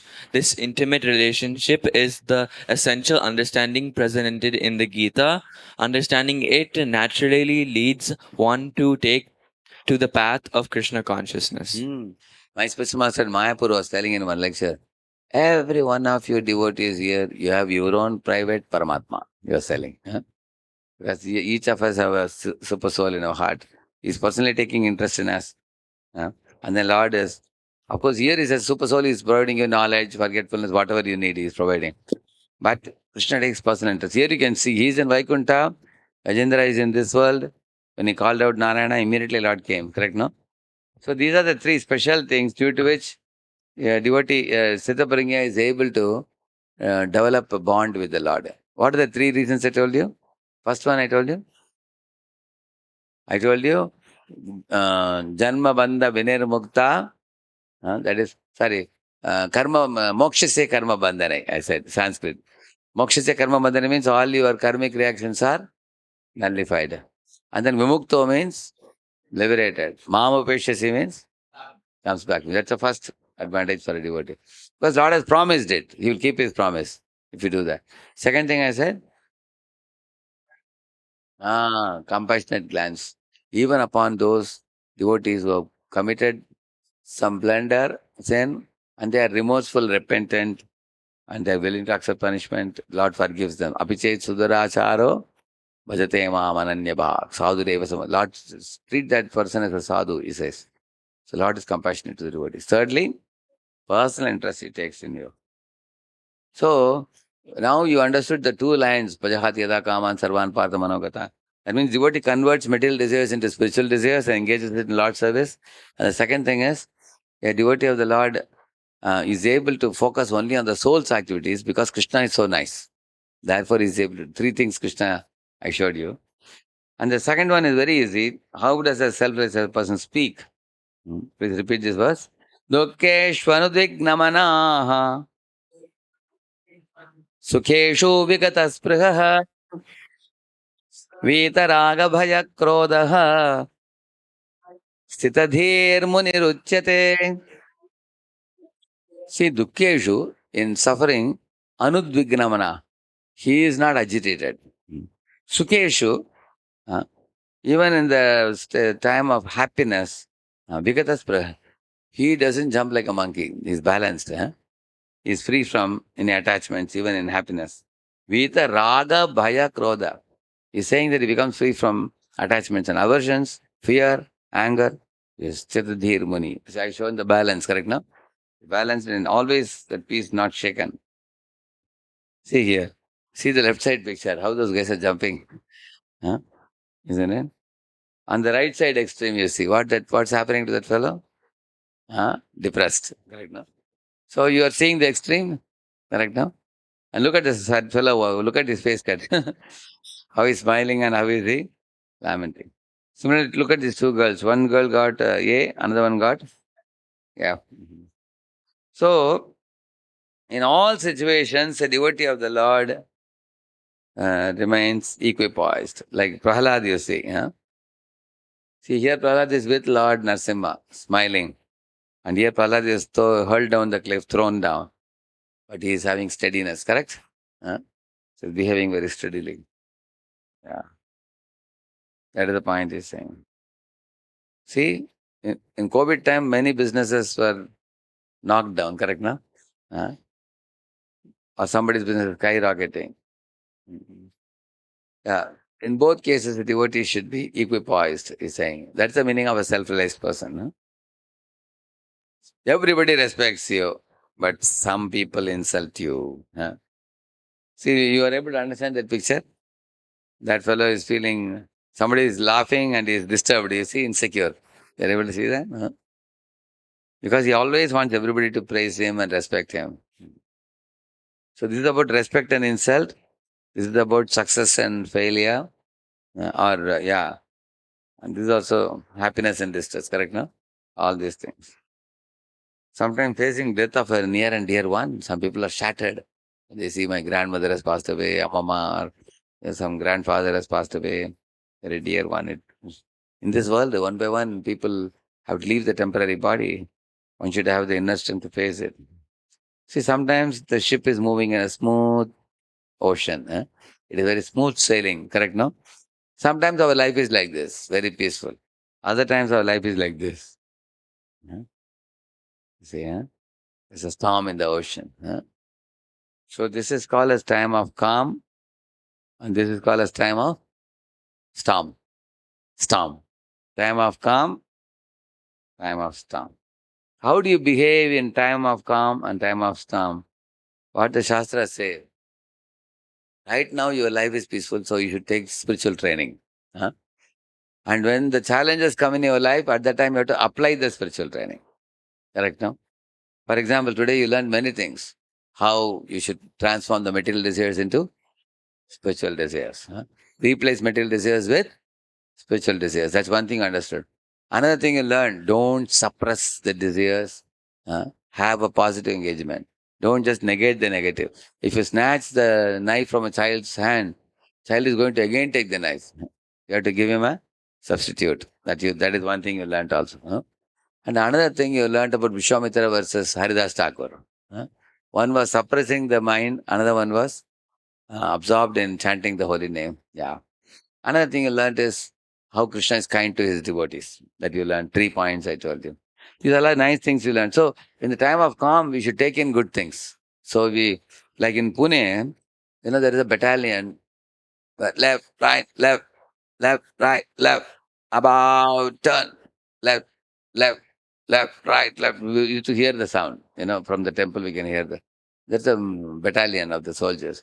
One brahmachari was telling, Prabhuji, last 10 years these guys are doing left, right, left. And they have no other work. Every day get up. I said, see, they are soldiers, they are getting trained up. He said, but there is no war only. Now, what is the waste of time, just left, right, left. He was saying this next month, Kargil war came. Then almost 200 soldiers came to our temple. With all their uniforms, they were bowing down to Krishna. They were about to leave. Then I asked them, hey, when are you all coming back? They said, we can't say. Some of us will come back, some may die in the battle also. But they said, in the last 10 years, we have been trained up. Now we are going to face the battle now. So that means for them, the battle is time of calm or storm. So in time of calm, what they were doing? Practice. In time of storm?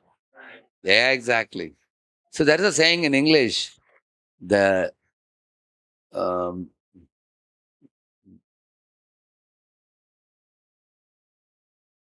the more you sweat in peace, the less you bleed in war. We'll repeat this. Please repeat. The more you sweat in peace, the less you bleed in war. Who can explain this? You understood it? Who understood it? Yeah, can you give the mic to him? Give the mic to him.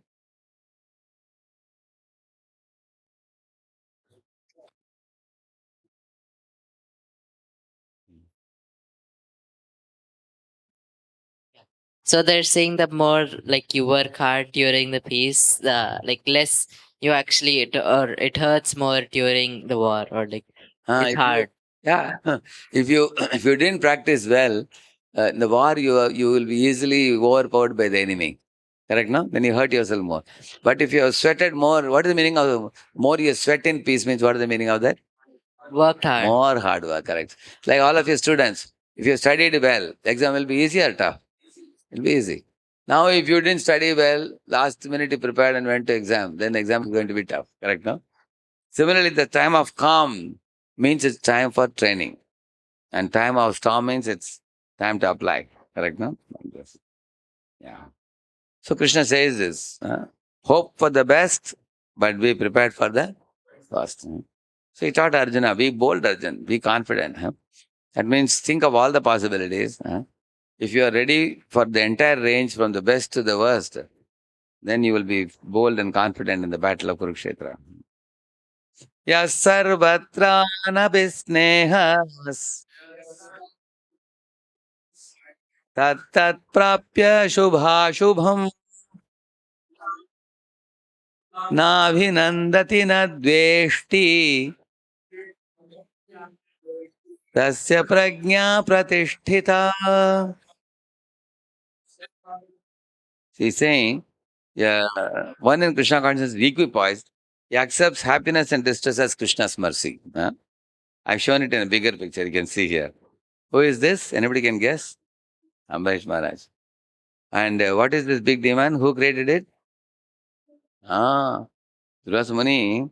Long story cut short, Durvasa Muni actually came to Ambarish's court as a guest suddenly one day, unexpected. And the king told him, "Oh Muni, please take bath and come and I will give you prasad." But then when he went for bath, at that time the king broke the fast with some Charanamrit. The Muni took great offense for that, although it's just a small thing. He made a mole into a mountain. He came back and shouted at the king, "You are not a Vishnu Bhakta, you are a Bhakta. Because without feeding the guest, you have eaten. So I will kill you the next moment." So he created a big demon by plucking some clumps of hair from his head and throwing on the ground. Like that, a big demon was created. Now the demon was a fiery demon. The demon had a trishul. He was about to kill Ambarish. Look at Ambarish. What is he doing? Just he prayed to the Lord. He is equipoised. Now he is undergoing a distressful situation, but he is very balanced. Jadabharat, you all know that, correct? Jadabharat his head was about to be cut, correct? He was also equipoised in front of Kali Mata, correct, no? That's the first thing he says.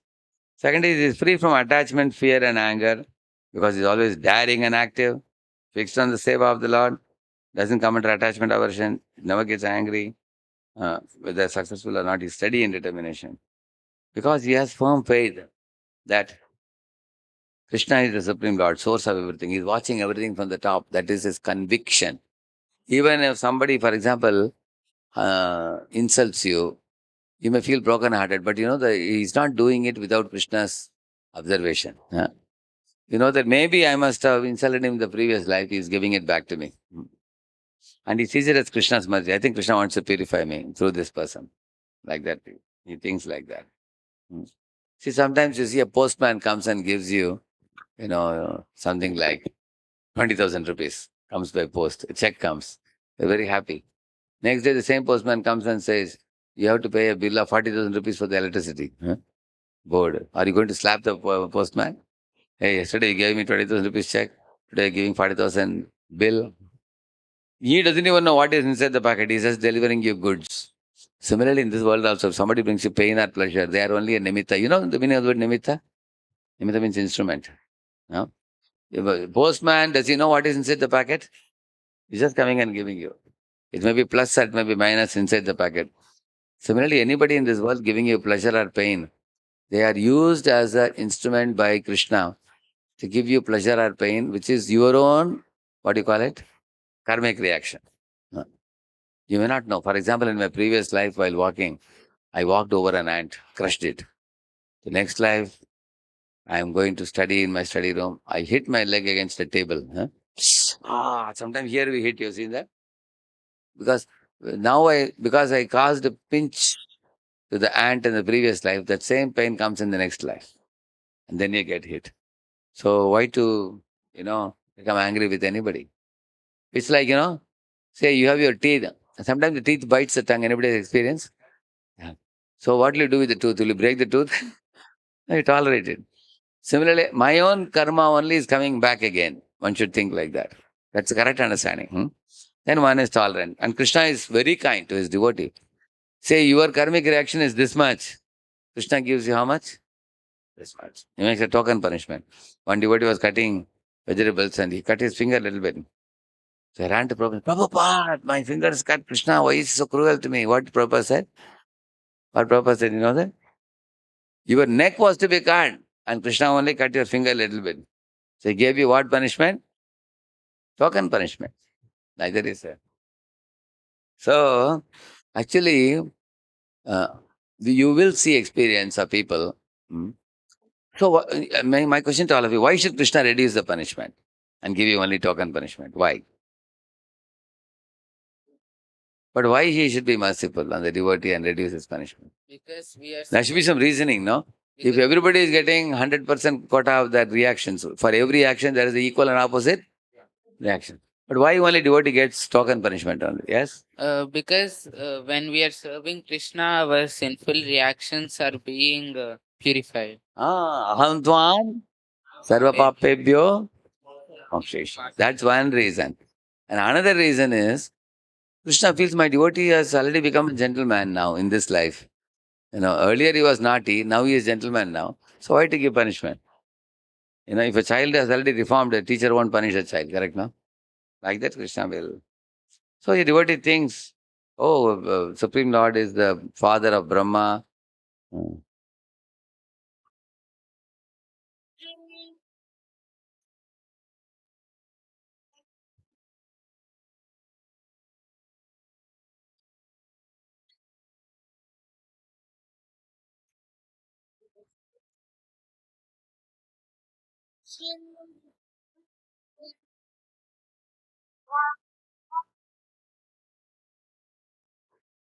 Uh, in this way, a devotee thinks even Brahma got knowledge from the Supreme Lord. I am a very tiny creature. No? There are millions of living beings. Lord is very great. Whatever happens to me, it's happening with the knowledge of the Lord. He is very convinced. Like, what is that saying? Rake Krishna Mare ke, Mare Krishna Rake ke. Krishna will say. If Krishna wants to protect me, can anybody kill me? Nobody. That's what Prahlad is standing very boldly. His father is coming with a plan to kill him. And did Prahlad run away from there? Did Prahlad shout at the father? Did he take another sword to attack the father? Did he cry? Did he complain to police? No. He had full conviction that, Lord is watching. If he has to punish my father, he will punish him. If he has to protect me, he will protect me. It's full conviction. So devotee is also free from attachment, fear, anger, all these things. You can see Parikshit Maharaj is, cursed by Shringi to die in 7 days. Did he curse back? No. He accepted it as Krishna's will and went to the bank of the Ganges and sat and heard from Shukadeva Goswami. He perfected his life. See, Hanuman, daring, devotee, is daring and active and fixed on service of the Lord. It doesn't come under any attachment or aversion. Hanuman had lot of possibility for getting attached to the Mainaka mountain, welcomed him and said, take rest. Did he become attached to resting? No, because he's very active. He never gets angry and he's steady in determination. That's all. I finished session today. I can take 5 minutes questions. Yeah, yes, Prabhu. Yeah, go ahead. Give the mic to him. How can we inculcate discipline or motivation in our life so that we don't feel demotivated or we don't lack discipline? Yeah. See, the first thing is you should associate with people who are cheerful. Friendship. You make friendship with somebody who is always motivated. Tell me amongst your friends who are the friends you have seen who never get depressed or they never lament. They are always smiling, cheerful, and confident and bold and motivated. Tell me one name. Yeah, your friend, correct? He's always smiling happily, right? So you can catch up. Huh? You can make good friends with such friends and share your heart with such friends. You can help. That is one of the things. And also, Arjuna was demotivated in the beginning of the battle, correct, no? But by learning Bhagavad Gita, crying Arjuna became confident Arjuna, correct, no? Earlier he was lamenting, then he became very bold, correct, no? Because the knowledge of soul and God, that difference, this first knowledge Krishna gave. See, why you become demotivated in this world? If something is negative, for example, you failed in some exam, sometimes you get first rank. I showed you the pictures today, correct, no? You get demotivated by that. But Krishna says you are passing and failing in the exam is a small, insignificant aspect of your life. But your real life uh, is the spiritual world. I showed you last time, just 1 minute. If I show you a picture, you will easily appreciate it.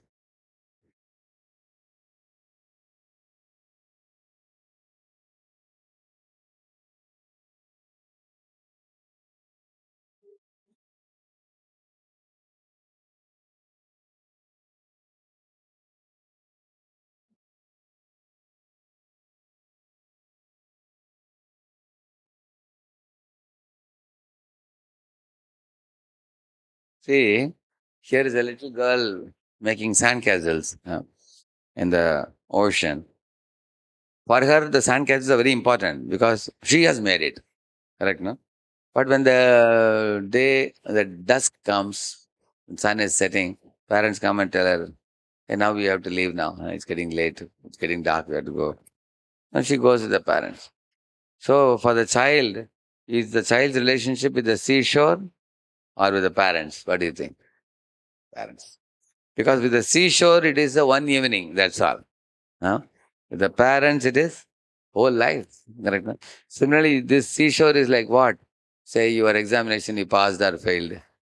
It's a small aspect of your life. Apart from that, many other aspects are there.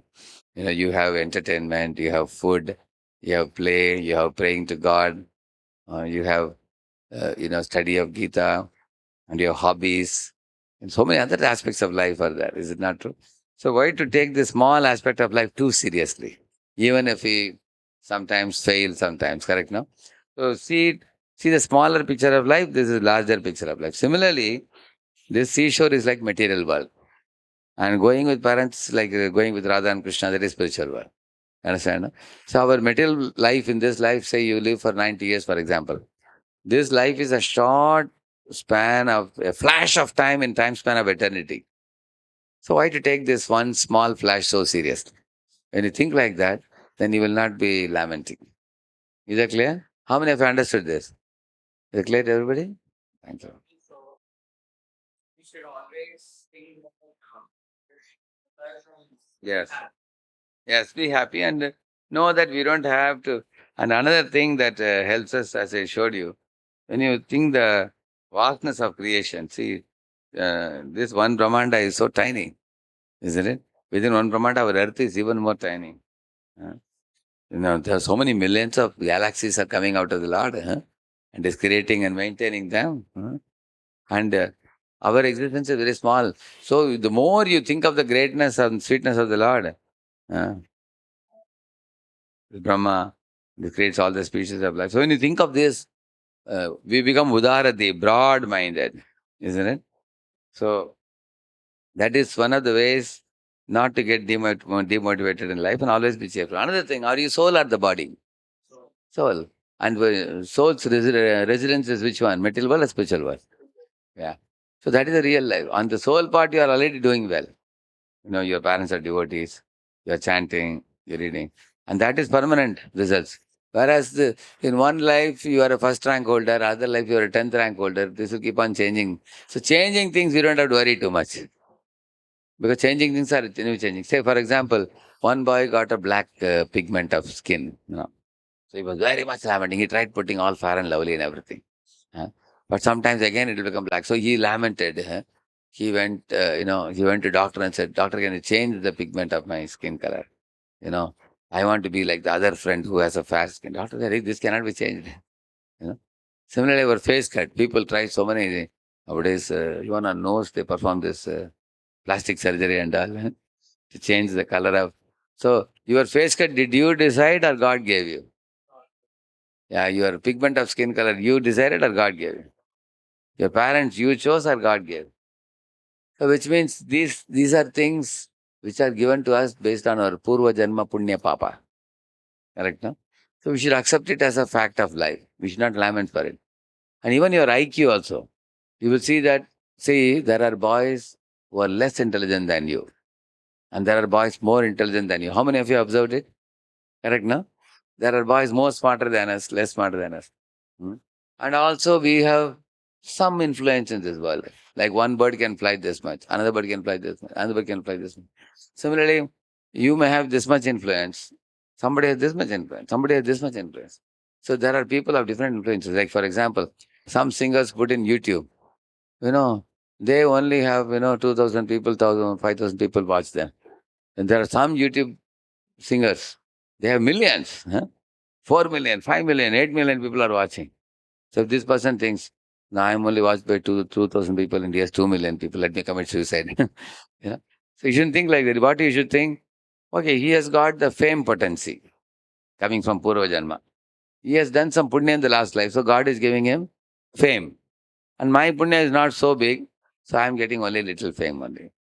But there are people who try to put in YouTube music and everything, and nobody, even 200 people also don't watch. You've seen that? There are people whose viewership never increases. There are people like that. You've seen that? They will be, 1K or 2K or something like that. Not much.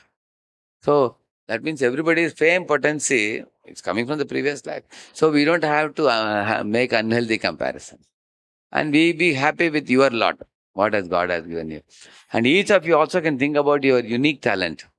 Let me ask you a question. How many of you you can do drawings? You have painting. Oh, there are 3, 4. Okay. How many of you can do your more than 3 languages you know? Oh, really? Very good. Okay. How many of you are philosophical people? If parents leave you with books in a room, even if they lock the door and give you prasadam from the window, you can stay for a week also with books. So they are intrapersonal. Huh? Yeah. Intrapersonal. Huh? And how many of you have musical talent? You can sing, yeah, or play instruments. Musical talent you have, huh? Okay. And how many of you are good in sports? Oh, there are 5, 6. Very good. Many. Very good. Bodily kinesthetic, we call it. And how many of you are good in people? You interact with people. You are gregarious. You like to be surrounded by people. Okay. Very good. And how many of you especially have a special taste for mathematics? Yeah. Correct? Yeah. It's logical, mathematical. Huh? Okay. How many of you are very concerned about the environment and eco-friendliness? You don't want the environment to be damaged. Somebody very strongly with cow protection, eco-friendliness. Huh? Yeah. There are about 3, 4. Correct. So you will see that out of the 8 things I told you, how many of you got hands raised for more than one? Just see. So what you should do, all of you, note that down and try to grow in that field. That is Krishna's gift for you. Correct, no? So then you will always be motivated. Like myself, in my 5th standard, I found that, I liked sadhus very much. I wanted to be a monk in my life. I told my teacher also, I want to be a brahmachari. She was shocked. You don't want to be doctor or engineer or chartered accountant? I said, I like sadhus very much. So later on, I became a monk. Now I am very happy in this profession because I like to study Shastra, make PPTs, and present to people. This gives me deepest inner fulfillment. And once you love a service, then you don't have to work for a day in your life, it is said. Because work is no more work. Work is fun. You understand, no? Similarly, each of you, you raised a hand for that potential which is naturally in you. So try to grow in that field and get motivation and enthusiasm. Like some of you have a musical talent. Say you can play keyboard. Huh? Say you got poor marks in the exam. You come home and you play the keyboard. Namam Ishwaram, turn, turn, turn, turn, turn, turn, turn, you play that. You'll forget the, poor marks in the exam. Correct or not, isn't it? So because music connects you to Krishna very nicely. So in this way, whatever you can do best, that is like your USP, unique selling point. So you should strengthen that so that you will not feel inferior to others. Because everybody will appreciate that you're doing well in that area. Is it clear to everybody? So therefore, you see, self-realized personality knows these things. He knows that dukkeshu anudignamana, sukheshu vigadaspra, in loss and profit, in victory and defeat, honor and dishonor, Sarpanya remains equipoised, steady. Good point. Thank you. So now we can do 5 minutes kirtan. It's getting late for you, Prasadam. Can we conclude with 5 minutes kirtan? Yeah.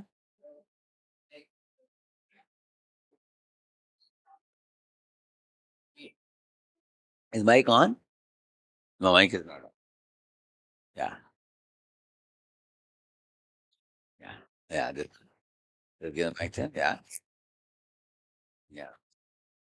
We do something so we could accomplish it. We keep in our full effort, but sometime it doesn't work. So should we keep trying it, or should we just say that it's Krishna plan and do something else? Good question. When should you stop endeavoring in a particular direction? And how long should you keep endeavoring in one direction? So is it in academics or is it in spiritual life or in which one? No, this is different for different things. Huh? For example, chanting of the holy name, even if it is difficult, we should do it because that's the right medicine for us. Hare Krishna chant every day. Huh? Huh? In academics, for example, when you are doing your studies, you see whatever subjects you have to pass, you have to pass. It's a given to you, correct? No? You, in case I am not able to do well in a subject, I can go to the boy who is very smart in the subject and ask him, "Can I have your notes? Can you please guide me? How the method of study? How you study? I am poor in this subject. Can you please help me?" Actually, one advantage for Vaishnava devotees, you are naturally humble. So when you go and meet a topper and say, "Can you please help me?" they happily help you. Other boys have ego problem, correct? No? How can I go and ask for help? They feel like that. But you can go and ask for help. So if you request him for help, he will help you. So let him help you in some subject and you help him to become a devotee. Correct, no? You give him Krishna and he will give you mathematics. Correct, no? You can do like that. How many of you approached the boy who is smart in studies and you took help? Anybody? You did that? Yeah, that is real smartness. Because sometimes you get their notes is very well prepared, correct, no? And you can take help, guidance, correct, no? Mike, give the mic to him.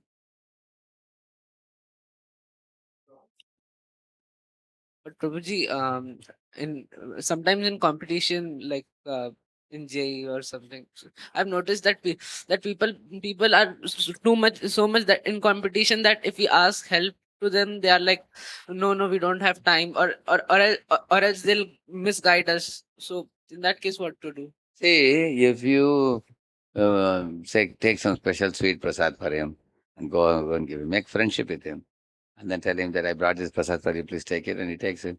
I just don't need much time. You give me 10 minutes, or if you don't have time, give me your notes at least. If you can explain to me, explain to me. You can say that. And also, if the difference between me and that boy is quite high, then he doesn't fear to help you. If the difference is very less, he will think that if I give him help, he will get ahead of me. People fear like that. Correct, no? But in case the difference is much, then in fact, they feel joyful to be generous to help. Now, of course, I agree that life is pretty busy nowadays, but teachers are also available to help nowadays because they're taking tuition fee from you. Correct, no? Yeah. So this whole section is very important for the students, what we read. So I had one last question to all of you. I'm talking about Ambrish Maharaj, I'm talking about Haridas Thakur, I'm talking about big characters. We are all ordinary people now. We are general living entities. How these verses can be applied in our life. What do you think? Like I was showing you in the end, I was showing you, you know, see, Prahlad Maharaj is fearless from his father. And Parishit Maharaj is also fearless to face death. Yes.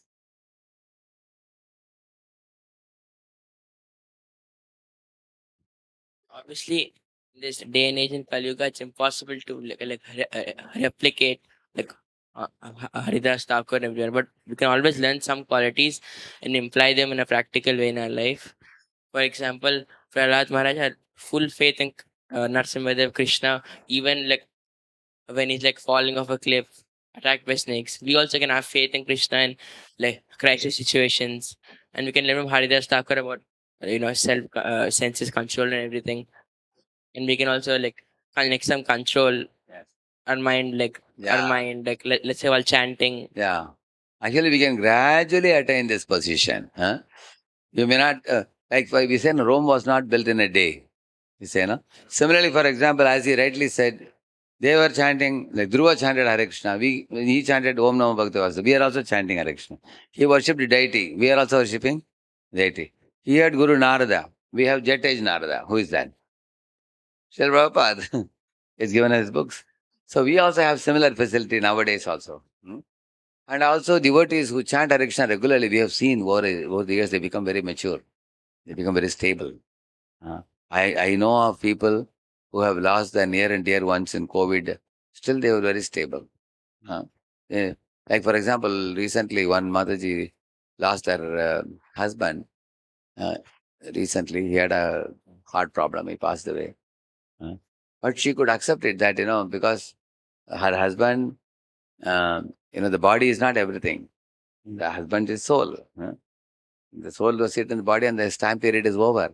Now he has left the body and gone back to Krishna now. She has accepted it. You can see that because she had the chanting of Hare Krishna, devotee association, reading of Bhagavad Gita, full knowledge of soul's immortality.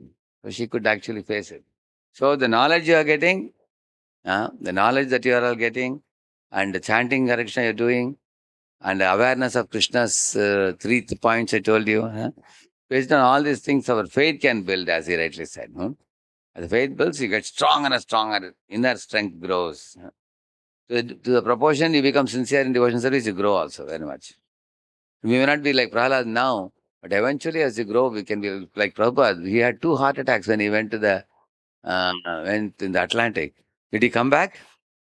Still he went to America and preached. So is he not like Prahlad? So you will see like that. In this way, when we are practicing, following the precepts of great souls, and then Krishna will give us more and more inner toughness and strength. So let us conclude with the 5 minutes kirtan. I can sing. All of you ready?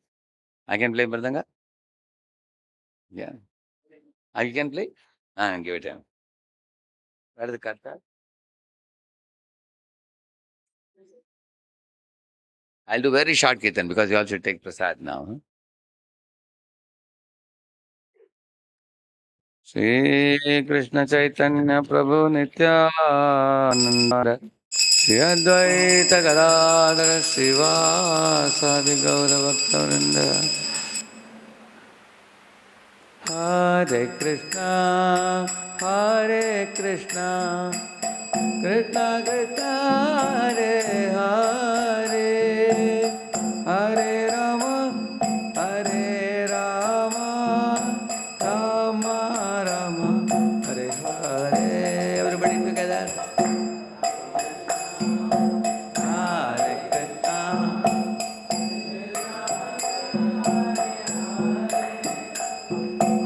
Hare Rama, Hare Rama,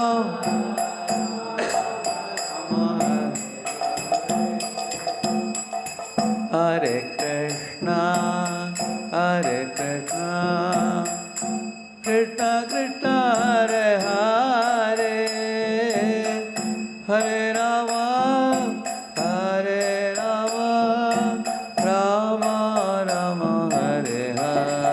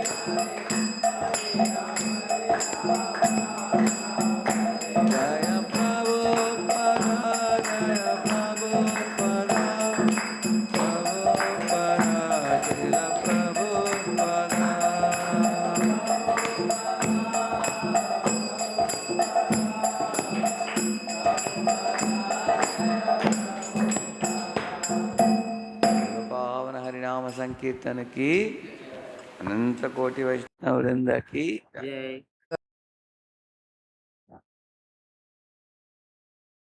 So this topic is so famous across the globe. Even among the management gurus, this is a very big topic in the world now. Based on this, many management books have come out. Therefore, I took this section for you. So one of them asked about motivation and self-discipline also. I'll cover it in future classes more nicely, more deeply. Thank you. Now you all know where to go. The same place where you take prasad every time. The last room. Is that okay? Yeah, sir.